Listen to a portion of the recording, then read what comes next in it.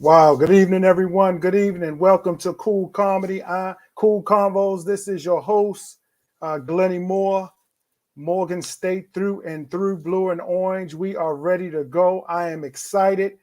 Um, and I got backup today. I got the Grizzly Booster Club with me. I got Morganites all around the world that's joining in throughout the evening. This is the second annual virtual telethon fundraiser. We're going to have some fun. We're going to have some entertainment. We're going to help student athletes, and that's what it's all about. So I want you guys to get your popcorn, get your drinks, have a seat. We got special guests. Um, we're going to hear some testimonies, some stories. Uh, we're going to talk about the Bridge, Hill Fieldhouse, Hughes Stadium. We're going to talk about everything. So we're going to get this started. I got a few guests waiting already. I'm waiting on one in particular, but he's not here. So I'm going to call an audible right now and invite this guest on right now. My brother. What's up? You didn't get the memo that it's 90 degrees and you got the championship jacket on. I turned up the AC. I turned up the AC. Well, you better get some ice, man. We don't want you to faint. I'm good. So look, man. So how's Daryl doing? Is he setting up, or what is he going to do? He's having a problem getting on. I need somebody because I'm not that technical person. That's why I got on so early to work my way through. But if somebody can contact him and walk him through, because he's run into some issues. All right. So what we do, we got enough guests here now in the waiting room. If you can maybe get somebody or Paul or somebody to get to him to get him connected, because I want him to start the fundraiser off with a brief prayer. So once you get off, then you'll try to help him or send Paul to him or something like that. Okay. Okay. I'll do First that. of all, what you anticipate tonight? Already we got many people in the room that's enjoying the telethon. Again, we are here to support our student athletes at Morgan State University. Again, on the post, it's attached. The donation process. Super simple. We wanted to make it available for you guys. Some already made some donations earlier today. Go ahead and make your donation. Support Morgan State University and our student athletes. So we're excited. So what are you anticipating tonight, man? I'm expecting a really nice turnout. I'm expecting, folks who see it on the replay, because it's a 3-hour session. So some people may not say that they'll step forward and make a donation towards the program. We finally got some things going here. We've laid the groundwork. We didn't ask people to give. The football team, the football alumni players gave first. So no one can say, hey, you asking us to give money and you guys ain't even putting up money. Well, we're putting up money and this bus is moving. So when we get to your stop, we ain't waiting on you. Either you're getting on or we don't just keep going. I think we finally got the right people in place, and I'm expecting some good things this season. Do I expect us to go undefeated? No, but I expect us to, be playing, that we'll see some good, solid football. Wow. Well, you're one of the Grizzly boosters that's on that campus. You're on the field. You're speaking to the young men. What's the spirit, the atmosphere? What's the spirit on campus at this time as it relates to these upcoming fall season sports coming up? What's the spirit? The players I've talked to, they're excited. I asked them, is there a different feeling this year versus previous years? And it's like, definitely. They're putting in the work. They're going out on the field on their own, putting in the work. I understand on Saturdays, Coach D told me he's seen them out there. They're putting in the work. Guys are excited. It's like, it's almost like finally they got someone that can lead them, get things on track, because we've been off track. Yes, it's not play that. We've been off track. And I think we finally got some people in there that can teach the fundamentals. I mean, when I watched some of the games last year, fundamentally, we were not sound. We were not sound at all. We were getting beat on fundamentals. And if you don't have the fundamentals down, you can forget about it. And that's one thing they see, because every time me, Coach D, go out there, he's always like, they're teaching the fundamentals. That's the first thing Coach D said. They're doing the fundamentals, and that's going to make up some ground this year. One thing that you can speak on that not many in this room can. You were on a championship team in 1979. You know what it means to win. You know what it means for the players. You know what it means for the coaches at Morgan State. So what do you believe that needs to be transferred over, not to just the players, not just to the coaches, but us as the alumni? Well, everything starts from the top. I think Clarence Thomas, Coach Phil was my coach, the offensive line coach. I mean, those guys played in the first Grambling game. They won that first game against Grambling.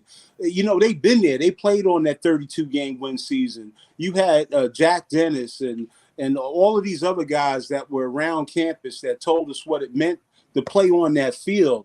I came in. I didn't play high school football. So, just making the team was huge for me, but I did know something. There was a feeling that they would transfer into us like, hey, when you get on this field, you represent us.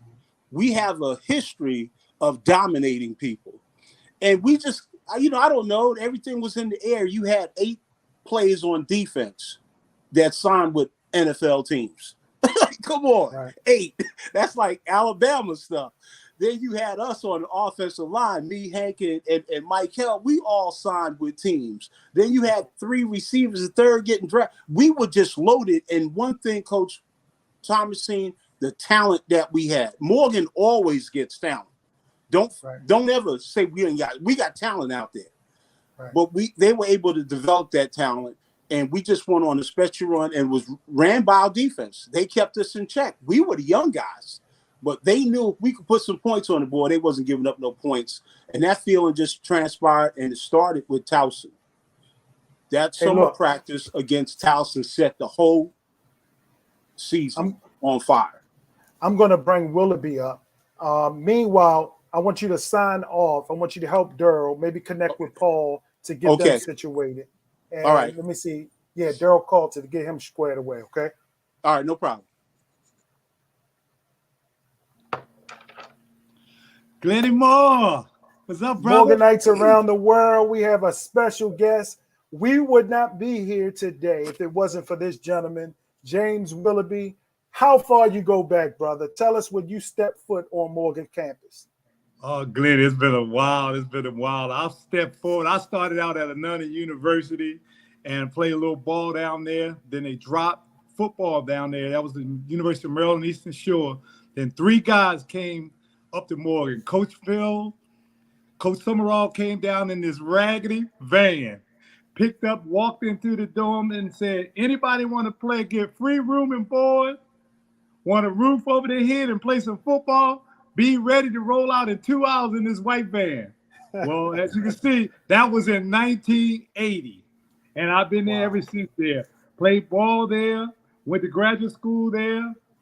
I just can't, I bleed this blue orange. I'm like Rams. I bleed that blue and orange, brother.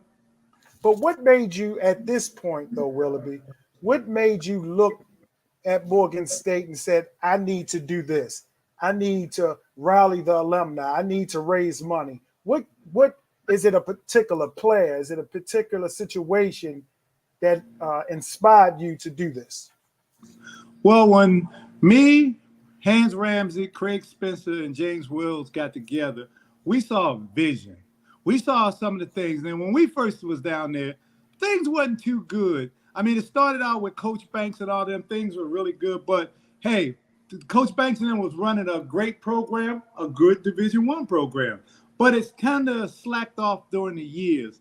So we decided, what do we need to do? We need better facilities. We better need quality recruiting on players. We need good coaches. And we need, most of all, money. Money. We need upgrade on the facilities, the dorms, everything. So we decided the first year that we, the boosters, we're going to go out here and try to raise some money. Like the names I just mentioned, we started this. We put money out of our own pocket. We used to have fundraisers, parties before the game, tailgate. I remember our first tailgate we had a little Walmart, not even a Walmart, a Kmart grill with a couple of bags of charcoal and some newspapers. We didn't even have money for lighting fluid to start it. We set a fire. We had hot dogs and hamburgers. Now, as you can see, we got the booster cage. We got all kinds of stuff going on in there now. So Let me ask you this. The program is going for the best right now. We're raising X amount of dollars, and we're getting things for these kids there and better improvements. Willoughby, think back, and I'm going to sign you off, but I need you to come back. Okay. What was your favorite athletic moment that you can think of in the past during your era? That one moment athletically that comes to your mind. Let's see. My favorite one. Oh man, there was the spring game, spring ball. I was up there playing, and I got in the game, and I actually got a tackle in there towards the last couple of minutes to stop the play. So I can remember that. I ain't do too much else in there, but I remember that one play. That one play stuck with me, and all the guys surrounded around me and was like congratulating me and all. Cause I didn't get in much of the games because I played hurt a lot, but I got into that game because Coach Fields put me in there, and I can remember that one play.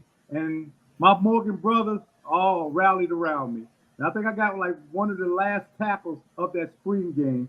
And my chest was busted up like Superman. I was walking around campus and everything. I got one play in there, one good one. And as one of my brothers said, Brother Joe Folks said, make one good play. That's all you got to do. One good play, and you're going to survive there in Morgan. And that's what happened. I appreciate you, brother. I'm going to hit you back to tell you when to come back on, all right? Okay, I'll be here all day, all night.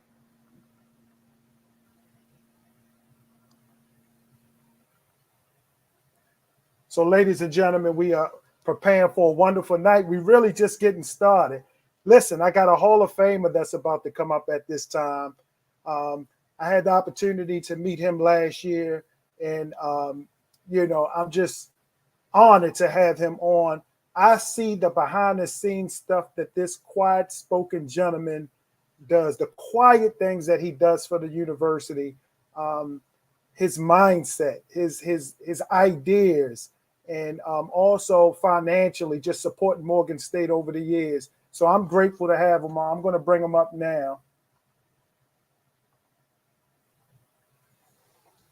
Andre Wickham, Hall of Famer. Turn your mic up. You on mute. Andre. How's that? That better? Good. All right. Look, I want to give people context. Let them know when you stepped on the campus at Morgan State University and what was that first year like? Well, I came to Morgan in 1976. And for those who follow Morgan was still, in my view, in its heyday. You heard some comments about the Morgan Grambling game. I grew up in Richmond, Virginia, and our community were staunch HBU supporters. We had a lot of folks from Richmond that were at Morgan that played in that Morgan Grambling game. We took bus loads of people to Yankee Stadium, to RFK Stadium in other years. So to me, going to Morgan was the epitome of going to play an HBCU football. So in 1976, after I signed, I learned through the MEAC that Morgan and Grambling were playing in Tokyo, Japan. Wow. And needless to say, during that camp in 76, we didn't just have a normal turnout of athletes. Everybody wanted to be on that plane to go to Tokyo, Japan. I would say we had at least 160 athletes competing for those 60 spots to get on the field. And me being a rookie, a freshman, I competed like everyone else, just trying to make a spot on that plane. As it turned out, we had new coaches that were looking for talent. I was fortunate enough to earn a starting spot. So I started as a freshman from day one. Played in my first game at Virginia State, which was a game prior to going to Tokyo. And from my standpoint, that was the springboard for me. It was a tough camp. tongues were hanging out. Folks had never had that type of conditioning before from Coach Lattimore. But we did things in 1976 that are just being done now. No huddle offenses was not even thought about in 1976, but that's what our offense ran. So by the fourth quarter, teams could not hang with us. We wore teams out. And defensively, we just played with speed and tenacity. But it was just a great experience, and I wouldn't trade it for the world. Name some notable players on that team. Well, on my side, I played with Elvis Franks. Elvis and I were on the same side. Elvis was a defensive end. I was a linebacker on that side. Back then, we played what was called a 4-4 defense. We only had two defensive linemen with their hands on the ground. Everyone else played in a 2-point stance. Elvis and I played side by side, and we just didn't let anything get around us. Also on that field, we had Gerald Huggins, who was the inside linebacker, Maurice Brooks, Kevin Slade, Joe Folks, Joe Reed, Brady Willis. I mean, those guys were just tough. And the good news is myself, Gerald Huggins, Maurice Brooks, and Elvis Franks, we played together for 4 years. We played as freshmen. Wow. And so you heard the talk about the 1979 team. We won the championship in 1976 as well. And we won it as freshmen, starting. So when we got to 1979, we had a lot of influence from the coaches, but we consider ourselves coaches on the field. We held ourselves accountable, and we would not let ourselves lose. We just had that mindset. Andre, look in the camera. You got many people that's going to see this even after this. Just let them know the importance of us giving back. What pricked your heart early on to even position yourself to give back to Morgan State and student athletes? So could you share and just look at the people and just tell them why it's important? Well, I look at it this way, Glennie. My beginning at Morgan was the start of my journey.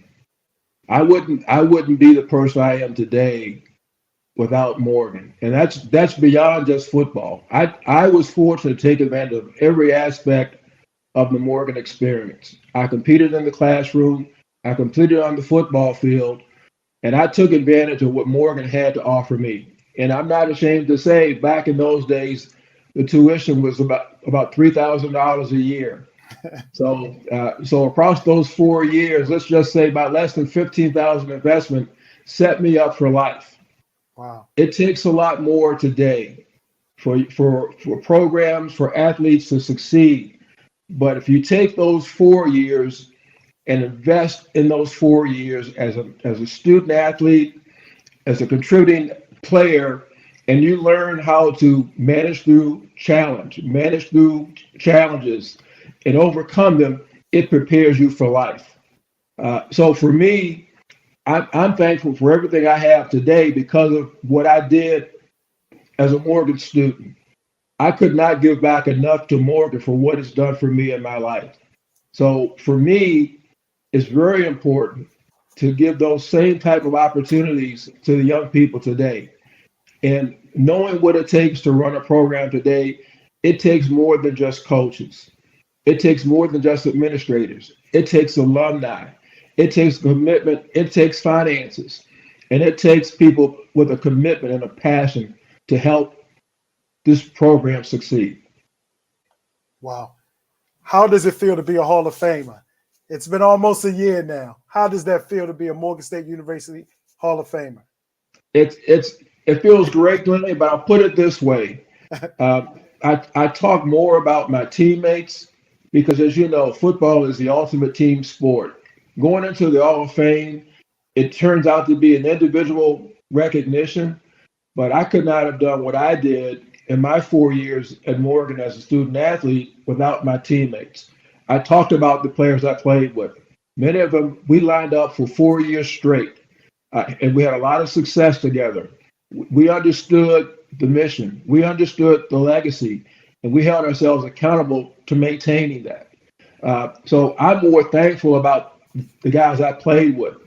And candidly, between you and me, there are other folks that I believe over time will get the same recognition because of how tremendous they were on the athletic field. Wow. So at this time, we're gonna move on to our next guest. Any last words, Andre, that's on your heart, that's on your mind, before you get out of here? Well, what I can say, Glennie, is I'm excited. I'm excited about the next phase in Morgan athletics. I'm excited for the football program. I'm excited to where we are today. But I will say for those listening, it takes a village. And I'm still in the phrase, but it takes all of us to help this program succeed. Your contributions will go a long way.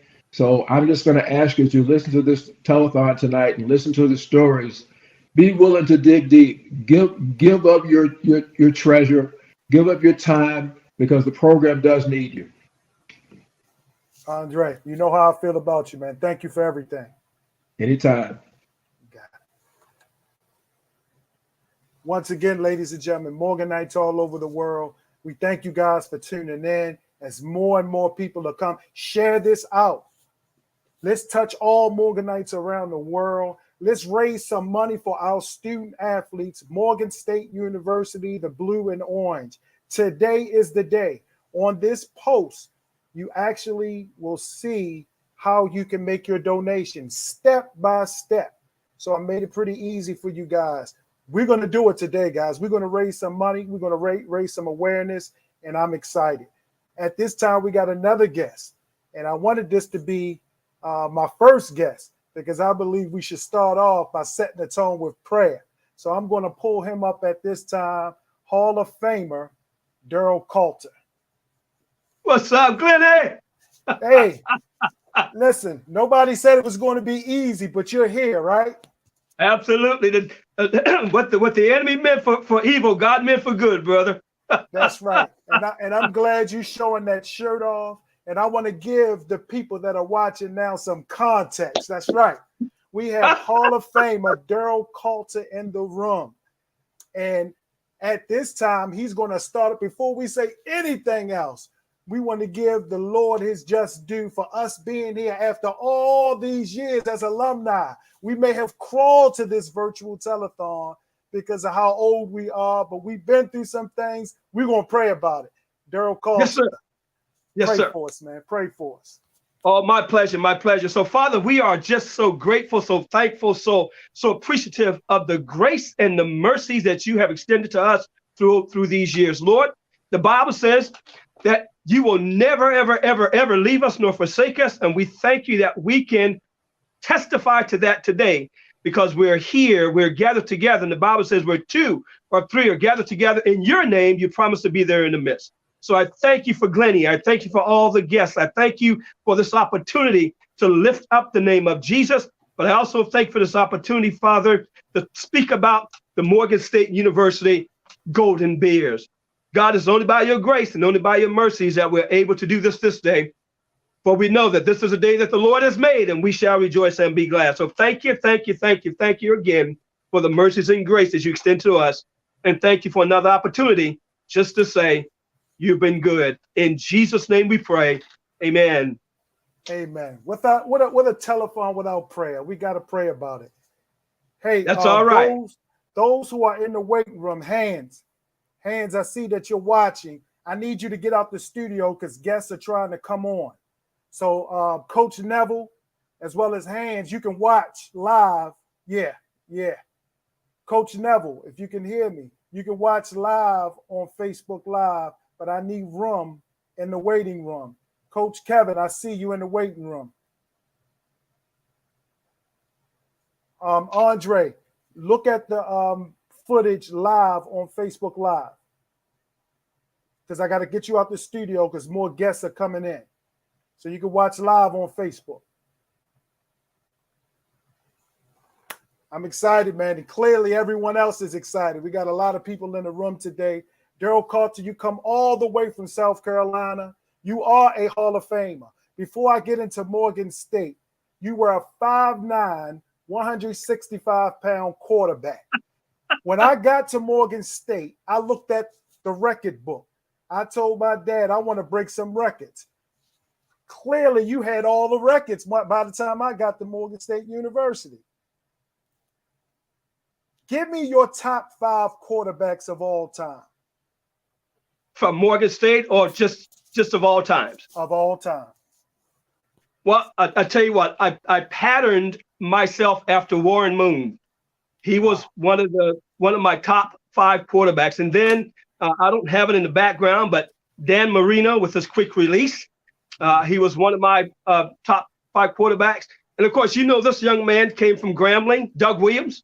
Wow. He set this tone for me and for everybody else in that regard. And then when you think about just quickness and speed, and even though he was a left-hander, Michael Vick, he can run around and make things happen. And then if you go all the way back, you got to go way back for this guy in Johnny Unitas. And those are the people that I looked up to and really, really try to pattern my game after. And it really, really put me in a place to really develop myself as a quarterback. Let me ask you this. Are you a Lamar Jackson fan? I am a Lamar Jackson fan. I don't care what anybody says. I don't think that he needs to be pigeonholed to be a pocket passer. He does what he does. He does it well, and he does it better than anybody else. Can he win a Super Bowl? Can he win a Super Bowl? Can he win a Super Bowl? I really do believe he can win a Super Bowl. His athleticism gives him the ability to do just that. Now, Baltimore's got to give him a couple of wide receivers to help him out, but I believe he can win the Super Bowl. Wow.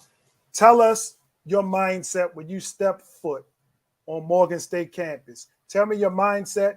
Tell me your goals. What did it look like for you once you stepped foot on Morgan State campus? Well, I was fortunate to be able to come to Morgan State during the summer. Coach Phillips and Coach Mott allowed me the opportunity to come up during the summertime, and that was my second visit to Morgan State. I was introduced to Morgan State by a young man by the name of Earl Spates, who was a good friend of Clarence Thomas during that time. Now, I will say this. My introduction to Morgan State was Earl Banks. He was Papa Bear. He was Morgan State. He was Morgan State Live.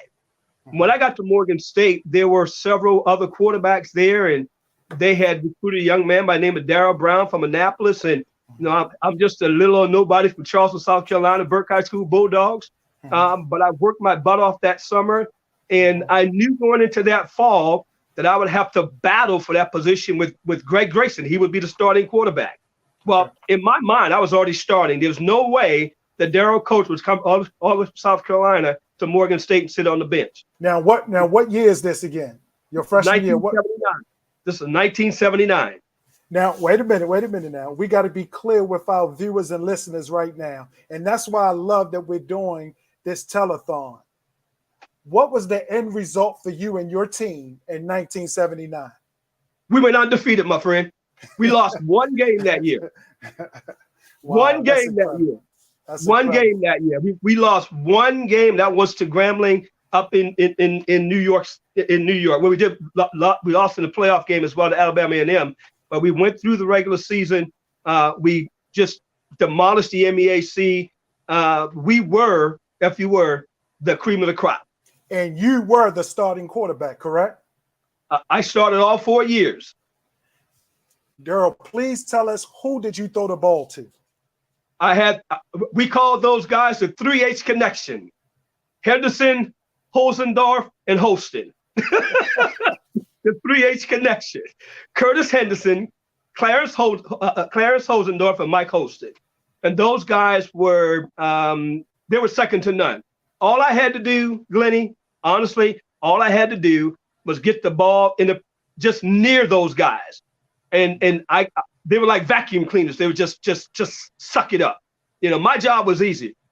Just step back in the pocket, step up, and find the one I wanted to throw the ball to, and that was it. That's all she wrote, brother. Let me ask you this: can you call a play from 1979? Can you remember one of the plays? Green Sprint 86 A flare. Come on, brother. Come on. Let me ask you: from your 4 years at Morgan, this day, what did Morgan give to you? Morgan gave me a couple of things. First of all, it gave me a true identity. You know, going to HBCU allows you to come into your true identity as African American. You're on that campus, you learning history, you understanding the tenets of the school. It taught me discipline, because you know, when you go to a Black university, you got to put the work in. You know, you can't just, if you will, float through the air and tiptoe through the tulips. You want to put the work in. They demanded of me what I didn't demand of myself coming from high school. I didn't realize the number or the amount of work it would take to, if you will, be a college student, be a college athlete. In high school, you kind of get by on talent. No. When you get to the HBCU or get on an HBCU campus as an athlete, it takes more than talent. You have to hone your skills. And at Morgan State, I was able to hone my skills. Wow. Look, we got to move forward. We have a couple coaches in the waiting room right now. It's been a pleasure, Sure. man. I was just reading some of the records that you have: pass completion records, pass yardage records, pass touchdown records. And by the way, I stole one of your records in 1989 with you and Mike Holston, most catches in a game. We'll talk about that later. Yeah. It was one thing that I wanted to bring up. One thing Sure, that go I ahead. asked about this. Yes, Years ago, I came from Maryville High School. Yep. High School, and it was Yep. rumors about a coach on the sideline that ran out on the field and tackled a player to stop a touchdown. They mentioned the name Daryl Coulter. I thought it was a myth. Can you bring clarity to that before you go? Well, it was a tackle that was heard around the world, my friend. Even Howard Cosell, ESPN, reported this. Howard Cosell, yes, and Frank Meredith, also, and all those other guys that were around during that time. Myself and Woody Hayes, we shared the, if you will, the austere testimony of being the only two coaches to tackle from the sideline. That's incredible, man. That's incredible. Look, we appreciate your prayers. Yes, sir. Look into the camera before you go. Tell the world and tell Morganites why it's important to invest back in our university, financially, awareness, time, effort. Look into the camera and talk to Morganites. Well, I want to use a Bible verse that says it's better to give than it is to receive. In fact, the Bible says the more you give, the more God will give back to you. Pressed down, running over. You won't even have room enough to receive. But we as African Americans are standing on the shoulders of those who came before us. They gave their time, they gave their talents, they gave their treasures. And if I'm standing on somebody else's shoulder, I certainly want to be one of those on whose shoulder somebody else stands. And that means I have to be willing to also give up my time, my talents, and my treasures as well. But somebody said it best: you can't beat God given. The more you give, the more God gives back to you. And when we look at our African American universities, our HBCUs, and understand the great need for funds, it should motivate us, because we know that it's time for us to pass the baton on to the next generation. And how best can we do that? But by giving our time, talent, and treasures. And I certainly want to encourage those that are listening tonight to give, and to give as much as you can. Because when you do that, we are, if you will, encouraging the next generation. And may those who come behind us, the song says, find us faithful. Amen. Daryl Coulter, Hall of Famer, we thank you. We celebrate you. We lift you up.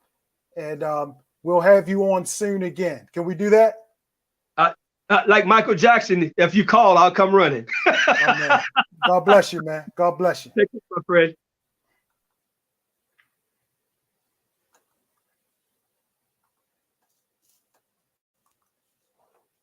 Wow, we got a lot of people in the room. We got a lot of people in the waiting room. Make that donation now. It's on the post.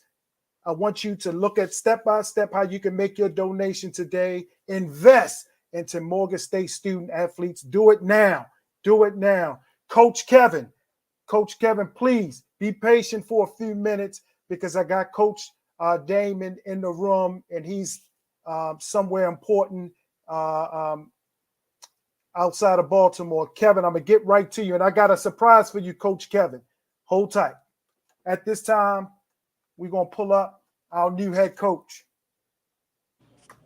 Coach, you hearing some of these Morgan stories. What you think? Hey, it sounds great. You know, it's some laughable moments, but it's just good to hear some of the history that's Morgan, at Morgan State University. I'm sitting here at the MEAC meetings now, so I had to step away just to give you guys some time here. So I apologize for being on the phone now. We want to know your personality. We don't want to know that you're just the Morgan State football coach. First and foremost, favorite football team, favorite player, and favorite coach of all time. Wow. I'm going to Washington Commanders as a favorite football team. Oh, what was the second one? Yeah, I know. Oh, goodness. Favorite player. Favorite player. That's a good one. I'm going to go with LT. I'm going to go with LT with that. Lord And State. favorite coach. Favorite coach of all time, Eddie Robinson. Wow, that's incredible. So when did coaching start for you? Did you have dreams of becoming an NFL player first? When did coaching come in hand for you? At what age? I think coaching started for me at about the age 6 or 7. My dad was a youth league coach along with my uncle, and I used to sit after my practices and watch those guys interact with the parents of their particular their players' parents and their young athletes. And just watching them over the years really motivated me. As I was playing in high school, the coaches always called me the coach on the field, if you will, and that translated over to college as well. And I think it was just a natural fit for me because I love developing young people. One more warm-up question. You're starting a franchise. Consider all NFL players throughout time. Who would you start at quarterback? Wow, that's a good one there. It's kind of hard to go against my guy, Tampa Tom. Wow. Who you going to start at running back? Who you going to start at running back? Gale Sayers. Who you going to start at wide receiver? Jerry Rice. Give me 2 more. Give me your pass rusher and give me your linebacker. I'm about to throw Willie Neer in there somewhere. Morgan State. I'm about to throw the Hall of Famer in there somewhere. Wow. What sealed the deal for you in this process? Speaking with Dr. Wilson and Ms. Dina, our new athletic director, I know they really want to turn the athletic program around, particularly the football program. Just hearing the passion in their voice and understanding the history that is Morgan State University. And I think it was a great opportunity. Didn't have to, relocate the family or anything, but have the opportunity to stay in state and play at a higher level with some good people in leadership. I knew you before I met you. Your name locally was ringing bells. And when we considered coaches, your name constantly came up. Somebody want to say something to you. Coach, what's up? Coach Smith. What's up, baby? How you doing? I'm doing good, They bro. got it right, baby. I told Glenny, I said they got it right. They finally got it right. Hey, I appreciate it, Coach. We're gonna need them poets to get the thing done. Hey, yeah. Hey, they tried to fight me down here, Dame. Cause I kept telling Glenny, I said, Glenny, they got it right. Then Glenny was like, who? I said, man, look, they got to get Damon in there. I said, ain't nothing else he can do down Bowie, man. I said, he know how to recruit the state. The coaches in the state love him. And he know how to recruit the state of Maryland. I said, y'all finally got it right. Coach, I appreciate it, brother. Like I said, I'm gonna need them poets to get. You know it, baby. You know that ain't a problem. You and your staff, and anything you need, I'm here for you. Hey, I appreciate you, brother. Coach, thanks for taking that time out for me, man. Any last words for Coach Damon for this upcoming year? Hey, just good luck. I know this ship gonna turn. I know we're gonna get the right folk in there to do what he got to do. And the coaches here in the state of Maryland are definitely gonna give Coach Wilson the support he needs to help make Morgan State the contender that it always needs supposed to be. Coach Lawrence, we appreciate you, man. I'll talk to you. All right, baby. Man, great opportunity, man, to just salute you, man. We just so appreciative that it's just a breath of fresh air around the campus at this time. Let me ask you something. With the this new wave of doing things with the portal. What's the advantage and disadvantage of the portal and all that kind of stuff? One of the advantages, you could actually acquire some talent late in the game. You know, you may be able to get a player that's already proven that he can play college football. Because when you're recruiting a high school guy, you're projecting that those guys are going to be good college football players. But when you're in the portal, you have an opportunity to see those guys actually perform at the college level.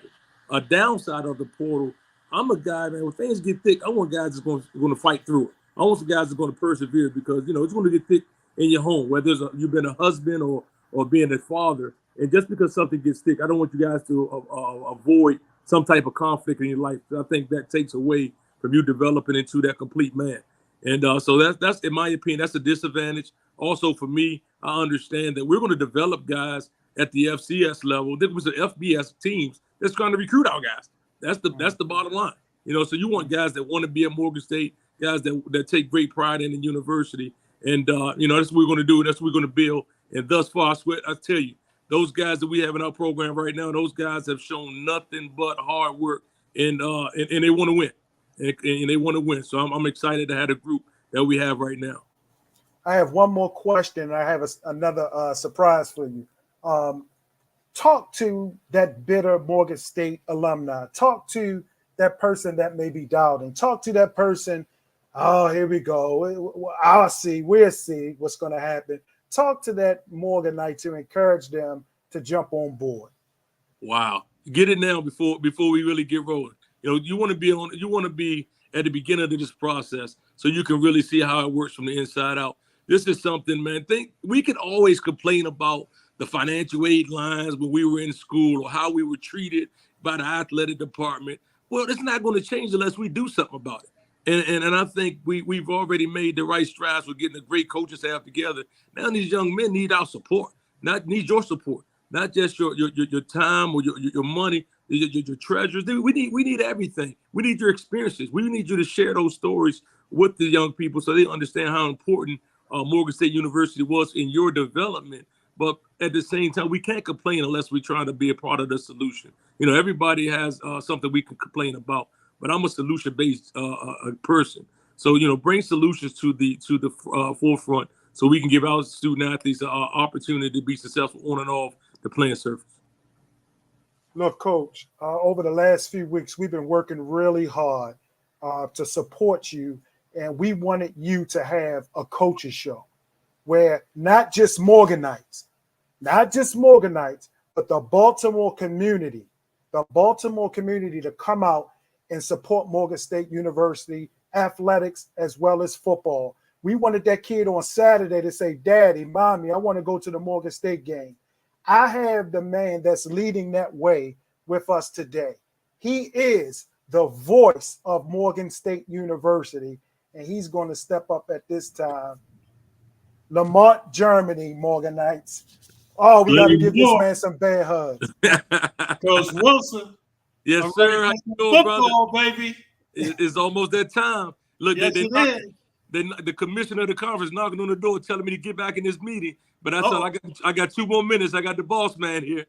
well, before we let you go, Coach, I want you to take a moment. We're getting to know you. We want to know your teammates. And when I say your teammates, I'm talking about your coaching staff. Yes. The people who I know it takes a staff to get it done. Can you, by name, and maybe offer a tidbit or two about the group you've assembled to get it done in 2022 and beyond? We're going to start with offensively. B.T. Sherman, he's a Morgan guy, played at Morgan State University. Guy I've known over the years. Coach Anton, he'll be the offensive coordinator. Coach Anton Sewell, the defensive coordinator, guy who I've coached in college and also coached with at Bowie State University for the last, I want to say 11 years. He's going to be in charge of the defense.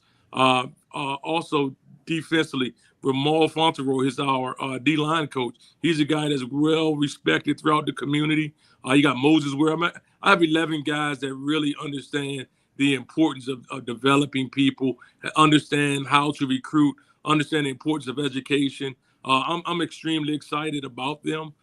We've had a lot of good times in the office already. You know, it's only been a short period of time, but those guys are really getting after it. And, Coach Brawley Evans, he's a Baltimore guy. I can go on and on. I have one more alum that we're adding to the staff. We're finalizing his deal now. I don't want to put it out there yet, but that's another exciting hire for me. So we're excited with where we are as a staff. Well, as Lenny pointed out, Coach, we are putting the finishing touches on the coach's show. Can't give out the details just yet. Got an I or two to dot and a T to cross, but we want to put you and your staff in front of the Baltimore community, and we want that bandwagon to be filled up from the front all the way back in standing room only. Yes, sir.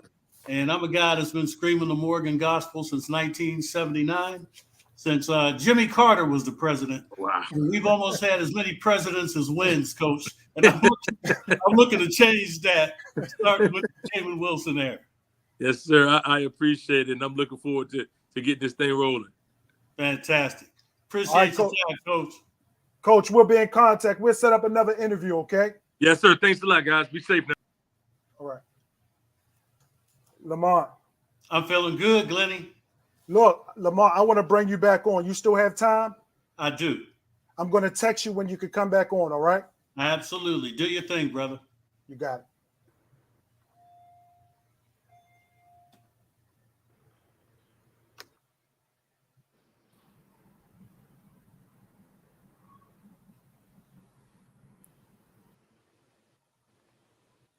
Coach Kevin.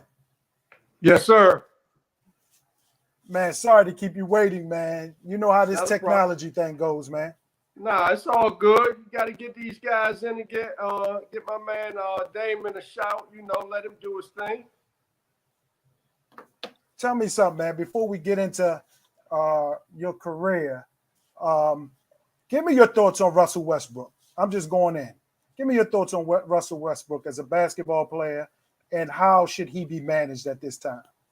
He's a special talent that, he's a... We can't see your face, Coach. We can't see your face. I'm sorry. I was doing something.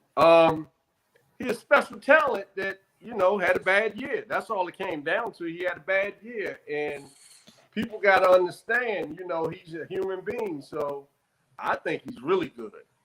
He's got... everybody talents doesn't work on every team, so it's just that they got to be able to mesh the talents. All right. So we have Coach Kevin Brodus at this time, Morgan State men's head coach. Just looking at your career, man, coming from Maryland, what years were you at Maryland? I can't. The years don't ring. I mean, it was 3 years ago. For 2 years, I was there for 2 years, 3 years ago. Before I came to Morgan, I was at Maryland. Well, who were some of the people on that coaching staff? Bino Ranson, Mark Turgeon was the head coach. Bino Ranson. Wow.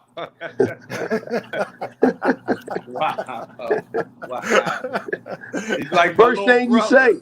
That means a lot. I only said his name 3 times. I didn't even see his face because I couldn't even think who else was on the damn. Well, the damn. Hey, you know what? That means a lot to me. You know what I mean? The first thing you say, Bino Ranson. First thing I said was Bino. I said you before I said Mark Turgeon. Well, that means a lot. Thanks a lot, Coach. That means we had a lot of great times together, and we did a lot of great work. We did, man. He's like a little brother to me. So Morgan State University, we have Orlando Bino Ranson, coach at DePaul. Coach at DePaul right now. Tell us about Kevin Brodus. Tell us something we don't know about Kevin, man. Well, first and foremost, he's a great man. He's a family man, and he's a hard worker. He's he likes to get after it. On and off the court, and I know working with him, he really cared about our student athletes. So those are some of the qualities that he brings to the table. You know what I mean? He's a connector of people, and he's feisty. So there's Morgan has a great man at the helm, and the proof is in the pudding. So, and that you guys were together 3 years coaching? I'm sorry. Were you guys together for 3 years? We were together for 2 years. 2 years. Yeah, And we were together for 2 years. In those 2 years, what did you guys accomplish together? We developed, first and foremost, we developed great student athletes. We had a number of pros that we developed, and Kevin Herter, Jalen Stick Smith, Bruno Fernando, Daryl Morcell, and we were able to get to the NCAA tournament. In Kevin's last year, we were like 0.3 seconds away from advancing to the Sweet 16. Little kid from LSU hit a floater off the tip of the glass over an outstretched hand of Jalen Stick Smith. Kevin was a big part of our success there, and he did a great job of recruiting, and I think he's a hell of a coach. Those are some of the things that we did, during our short time together. And then, but that same team, after he left, with the same core group of guys, we went on and won the Big Ten championship the year after that. So he still was a part of that, although, he was up on Cold Spring Lane. And you forgot Aaron Wiggins. Oh, Aaron Wiggins, Jesus Christ. That's when you know you're good, when you forget people. Wow. Hey, so Bino, I appreciate you as always for coming on. Hopefully I'll see you this fall. Any last words for Coach? No, I just wish Coach continued success. And, if he could tell his wife that I said hello, he has a lovely wife. So if you could tell your wife I said hello, man, that'd mean a lot to me. We had a great time. We took a trip over to Italy, and we had a ball. We had a ball, and that trip propelled us to have the year that we had at Maryland, being one game away from the Sweet 16. So just do that, Coach. Tell I will. Your wife She just walked. I hello. hadn't seen her. She's been in Greece, so she just walked in the door. Okay. All right. Well, listen. Do that. I'll see you guys. I don't want to take up too much of Coach's time. Nah, that's my guy there. Hopefully, I can get out there October 8th. I think there's a big function going on October 8th. Is that it? Homecoming? Mm-hmm. I think so. October 8th. Bino saying hello to you. You got it. Hello, Bino. Hey. Well, we're doing it. All right, Bino. Rob Johnson said what's up too. Okay. Hey, peace and blessings to all. Yes, how are the boys? The boys are great. They be in Chicago tomorrow at 8:15 a.m. Good. Enjoy that time. Yep. Thank you. I'll see you guys. All right, Bino. All right. That's Kevin, my guy. You done turned this into a family show, Kevin. Oh, yeah. The man said I was a family man, so, I believe in that family. Let's move forward. Give me your top five NBA players of all time. Magic Johnson. Michael Jordan.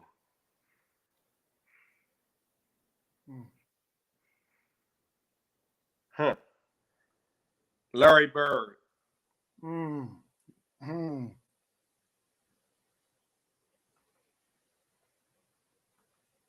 Patrick Ewing. Is that because you coached for Georgetown as well? Partially, but I'm very close to that family. One more.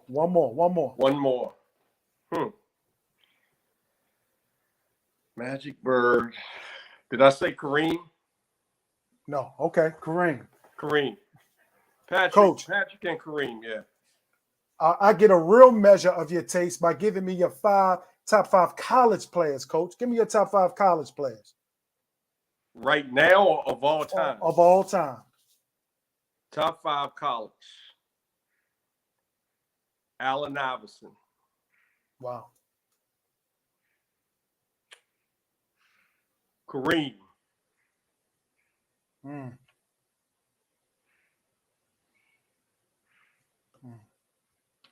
I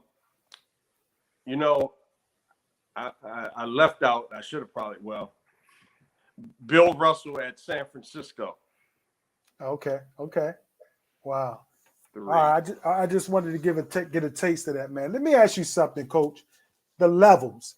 You've been on a Division I level. you at a Division I AA level. Is the margin of talent decreasing at this time? No, it's changing. I'm not gonna say it's decreasing with the age limit of going pro now going down. A lot more kids will go pro right out of high school now. The talent is still there, and it's gonna always be there. It's just as you get older, you see a different type of athlete, and athletes are changing. The game now is more fast. You see more lean, athletic players out there now, more so. Used to see real burly guys, strong guys, but I don't think it's decreasing. I just think now it's spread it all over because you got guys going straight out of high school right now, right to the pros. You got guys going to all levels now. So it may look like it, but it's not. It's not. Wow. You even came from HBCU playing at Bowie State and Grambling as well, correct? Yes. Tell me that experience. How good were you? I thought I was really good until when we played Georgetown. Maybe my second year at Bowie, we played Georgetown. I said I'm not a pro. I figured that out quick. Just that pressure. But I thought I was decent. I mean, I scored over 1,000 points at Bowie in the Hall of Fame. But I just think at the end of the day, levels back then were different. It was a difference between Division I, Division I AA, and Division I independent and all that. Now it's all the same. Because like Damon said, the transfer portal, that evens a lot of things out. So, I thought I was pretty decent. I don't like to talk about me, how good I was. I talk about some of the guys that I coached, how good they were, So when did coaching come in hand for you? When did you say, I want to be a coach? I never said I wanted to be a coach. I didn't go to college to be a coach. I went to college to get a degree in business, and I did that for 13 years. And then it was one of those summer afternoons when they had some workouts down at Bowie. I went down there, and they asked me to help coach, and here I am 31 years later, still coaching. Wow. But I started out down at Bowie. Wow. Now, see, I would have never suspected that. That's why I do this show, to hear testimonies and stories like that. I would have never known that, man. It never the way it started for you. When you're a player, sometimes you like your coaches, you love your coaches, and you hated your coaches. And I'm not going to say what end of the stick I was with it, but I didn't look at it as, I wanted to be like my coach. I wasn't like that, but I tell you what, it beats working. You're saving lives, you're helping lives, you're doing a lot with, young men and women's lives when you're coaching. So I love it now. I love it. One thing, Coach Damon Wilson, when he arrived, the one thing he did, he hit us with an awesome coaching staff. And then shortly after, here you come and rebooted your coaching staff. From Larry Stewart to my guy, Keith Goody. Talk about your coaching staff, man. It's funny. So my staff is kind of different now. And, when I first got the job, I tried to hire Keith Goody. He was the first guy I tried to hire, but I understood why he didn't come. When you're out of the game and someone give you a chance, he was being loyal to the guy. And I respected that more than anything. So I always wanted Goody. And then Larry Stewart, I wanted that guy that, has been to the highest level that kids will listen to and understand, you got to do it this way, that way to get to where he was. So I think it's tremendous. And then I got two other guys, one I recruited. He was McDonald's All-American when I was at Georgetown. Austin Freeman played pro as well. And then another one I coached at Binghamton, Gretchen Lacusa. So, I think we got a really, really good staff now. I mean, it's a really good staff, one of the best in the league.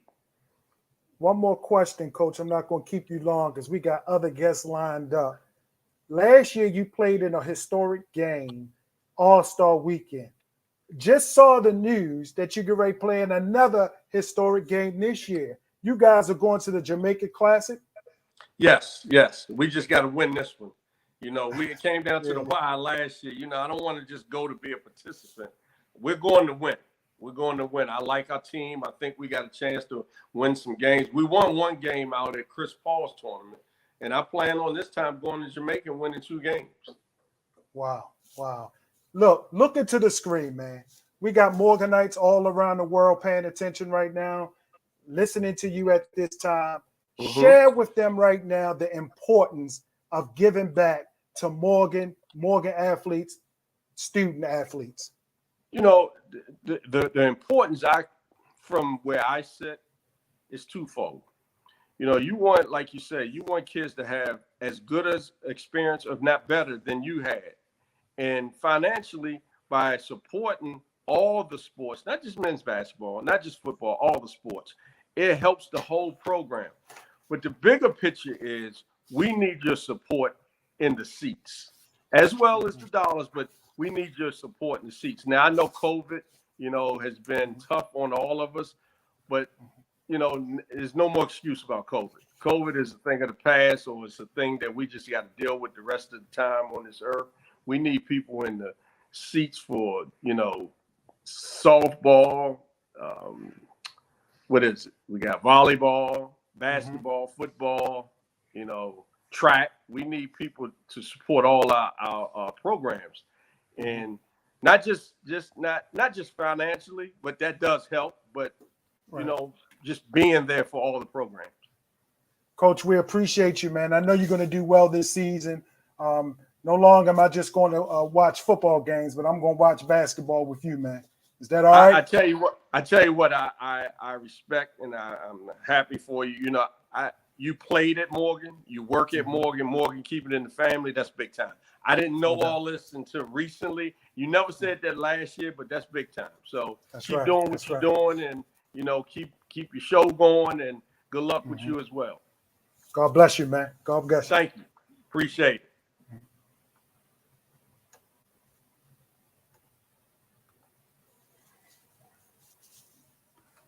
Miss Patton, you know who I am now? Yes. That was funny. Look, I want you to give me your ears and attention right now. I don't want you to say a word. Is that okay? Okay.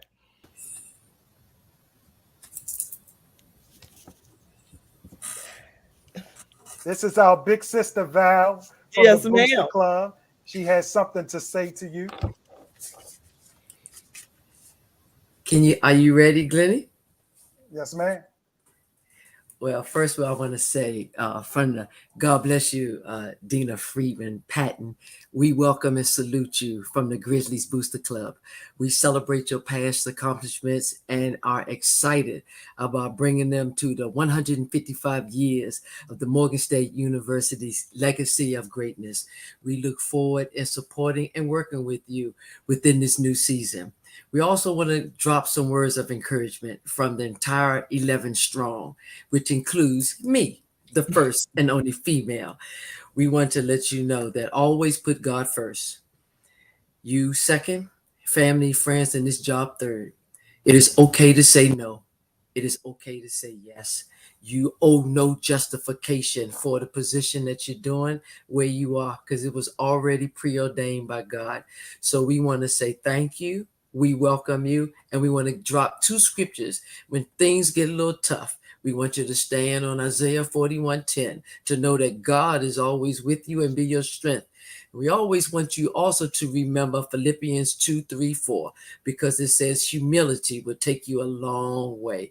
So we support you. We got you. I'm so excited about meeting you face to face, and know we are always praying for you.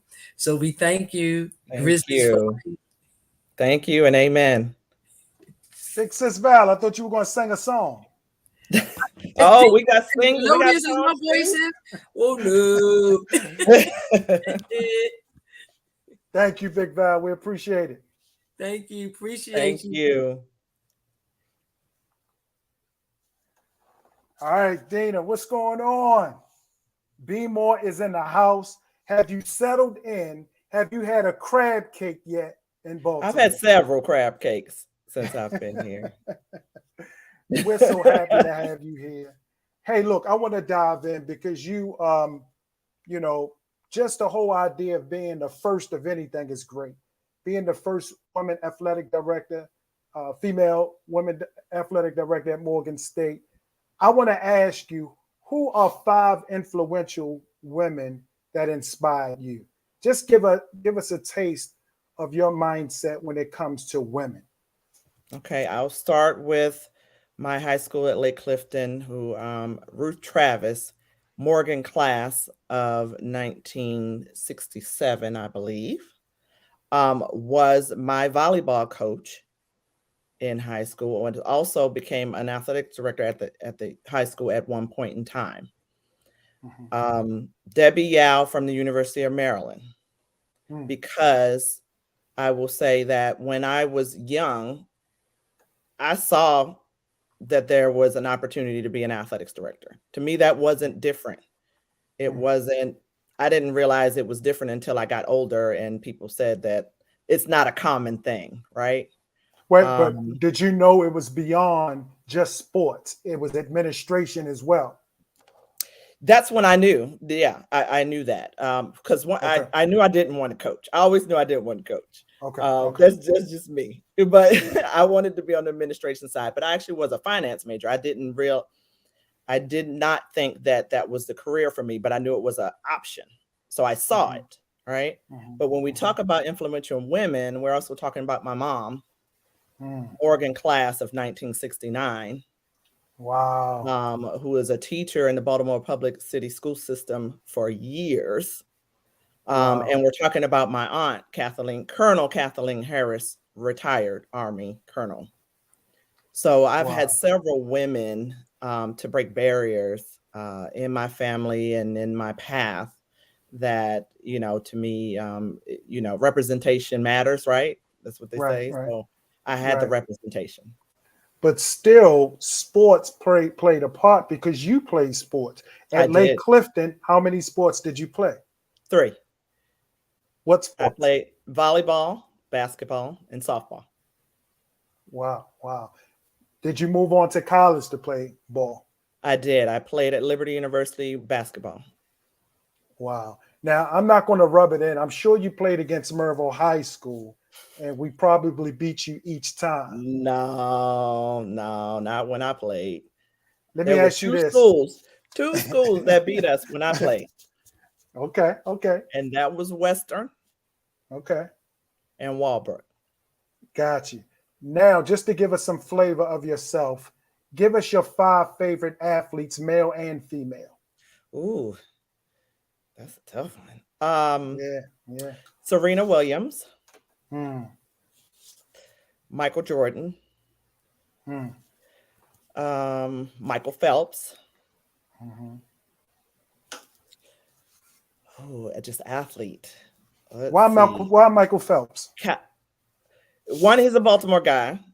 Okay. And he overcame some things to be the awesome person that he is, an awesome athlete that he is. If some of you don't know his story, look it up. But he had to overcome some learning difficulties, and he used sports as a way to grow. And as we deal with our student athletes on a daily basis, some of them have to deal with that as well. Give us one more.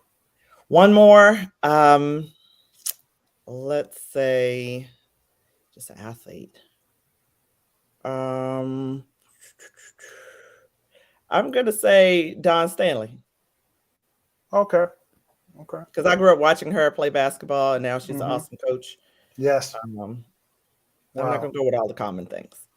Good. Here, this question I'm hanging on to. I really want to hear what you have to say to this. The conference dynamics are changing rapidly, across the country, and traditional HBCUs have realigned to new conferences in recent years. What is your vision for Morgan and the MEAC, and what steps do you want to take to keep the MEAC a viable conference going forward?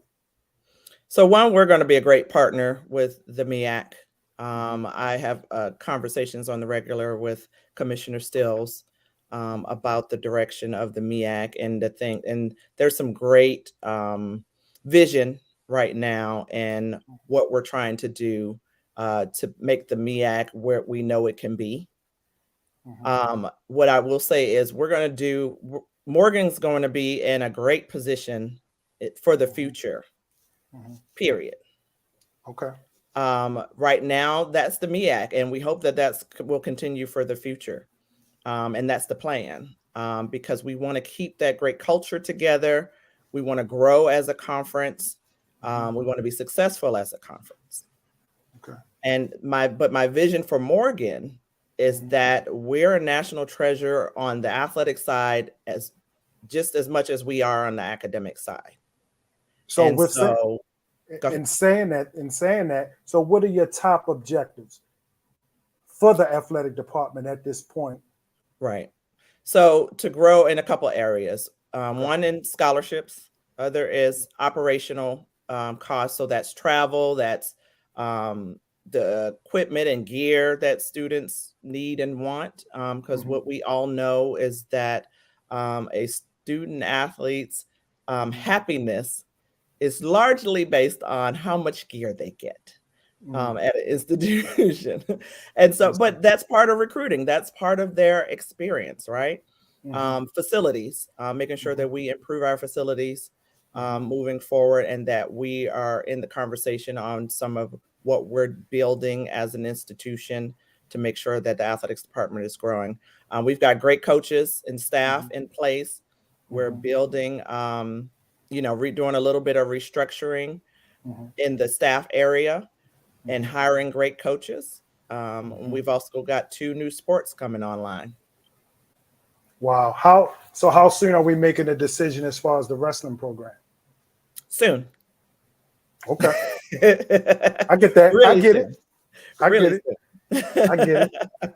Well, tonight you have ears of many right now. It's so many people in the room. So many people wanted to hear from you tonight directly. What do you want to say to them? And most importantly, how can they help you achieve the goals that you just named? Right. Give your money and give your time. I've already donated to the Grizzlies Club tonight.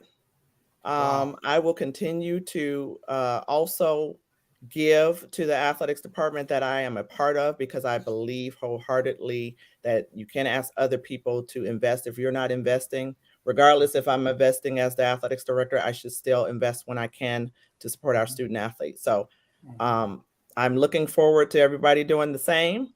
And but I want you around. I want to see your face. I want you to be around for our student athletes, be mentors for our student athletes, be visible, and those that visibility to them, to show them what they can become when they graduate, to be there for them, to help guide them when they do graduate, for internships, jobs, all of that stuff. And so to be a part of the family, basically, just to continue to be a part of the family and come back and support and be that extension, that uncle, auntie to our student athletes as we move forward. At this point, and I don't want to keep you that long, I just wanted the people to meet and greet you. You appear to be direct. I want to say that. In saying that, could you just be straight up? What are some of the challenges you face right now? Movement, hiring staff. We got a lot of movement going on, trying to get people in place for the fall, because we've got 2 fall sports coming on with 2 new head coaches, along with large coaching staffs. So trying to get everybody onboarded, trying to get things in place so that the student athletes don't feel it, right? That we are in transitions, and we're in transition. And so that's probably the biggest challenge.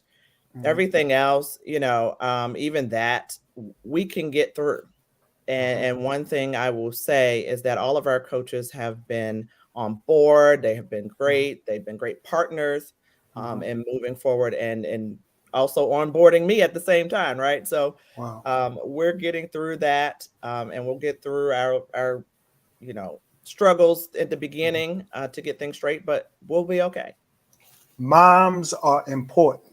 Your mom, yes, your mom. I was born in 1969, and I taught over 20 years in a Baltimore City public school, so we got something in common. When you shared this news with your mom, what was her response? She was very emotional about it. She was excited, very happy about it. And me coming home 30 years later, essentially, to her alum. I also have a niece starting in the fall, this fall, my brother's daughter. So it's a family affair. Wow. I want you to look in the camera, Dina, before you leave. You know, some Morganites, we have Morganites on the fence. We have Morganites that bleed blue and orange. And we have some that just watching on the sideline. What can you say to them to motivate them to get involved now financially? Not just with your money, but also your talent, your gift, shows like this. What can you say to the Morganites across the world?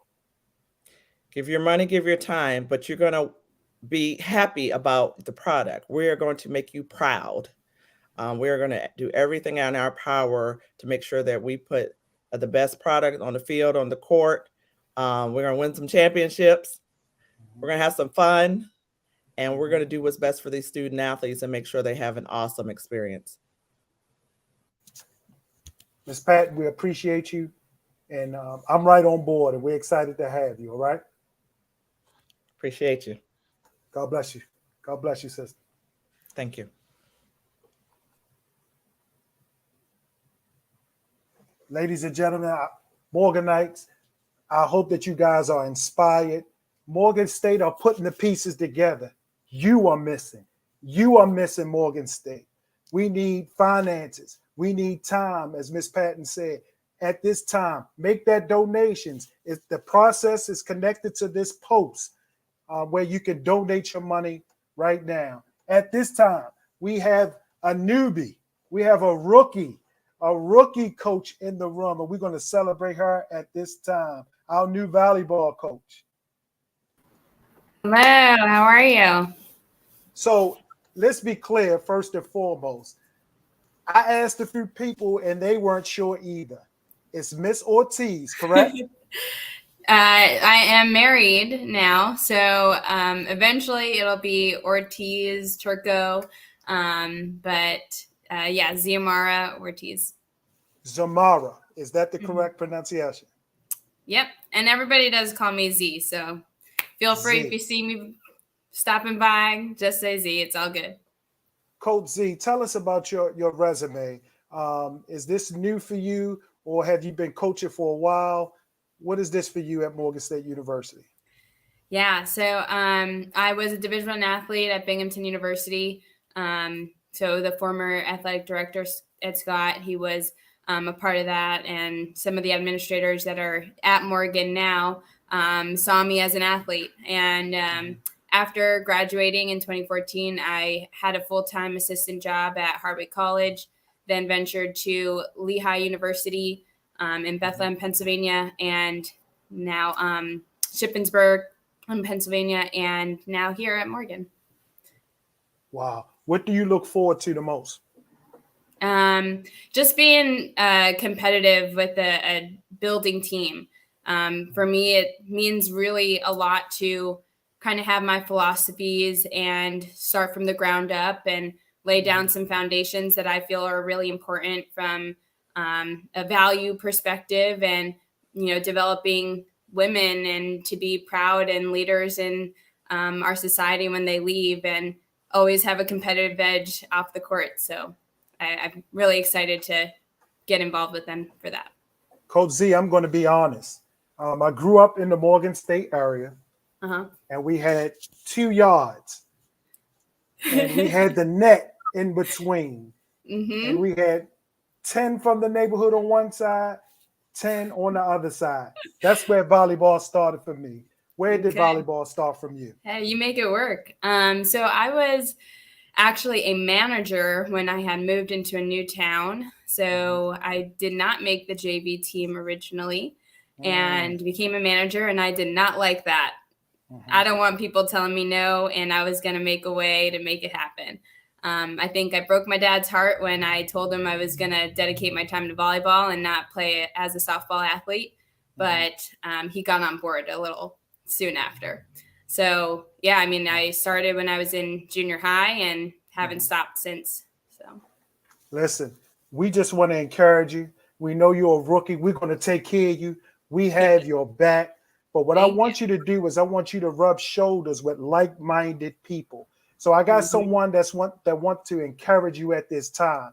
I have Hall of Famer Tiffany Bird that want to encourage you at this time.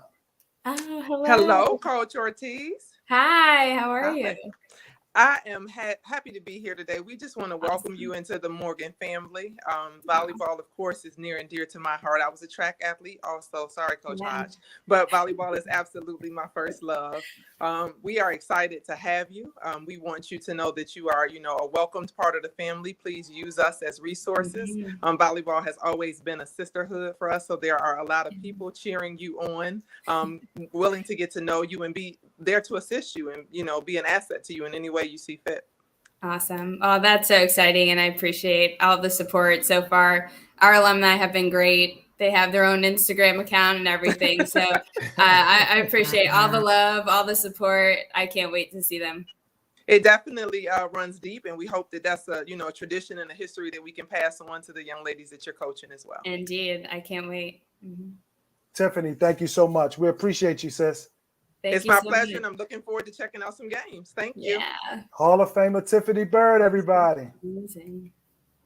Coach Z, we want you to have a wonderful year. I'll be over there to see you, and we're going to celebrate you throughout this year, and I know you're going to do well, all right? Hey, celebrate the team. That's all I'm saying. They're putting in a lot of work, a lot of dedication, and can't wait to get them in the gym in 2 weeks. Anything you want to say to the Morgan family at this time? Yeah, I appreciate all the support. You are investing in high character people, women, men, growing to develop into future leaders. And I know the support that I've received, the welcoming that I've received is only handed down from tradition and from what all the Morganites have been able to have from history. So I appreciate it all. God bless you, sister. God bless you. All right. Thank you.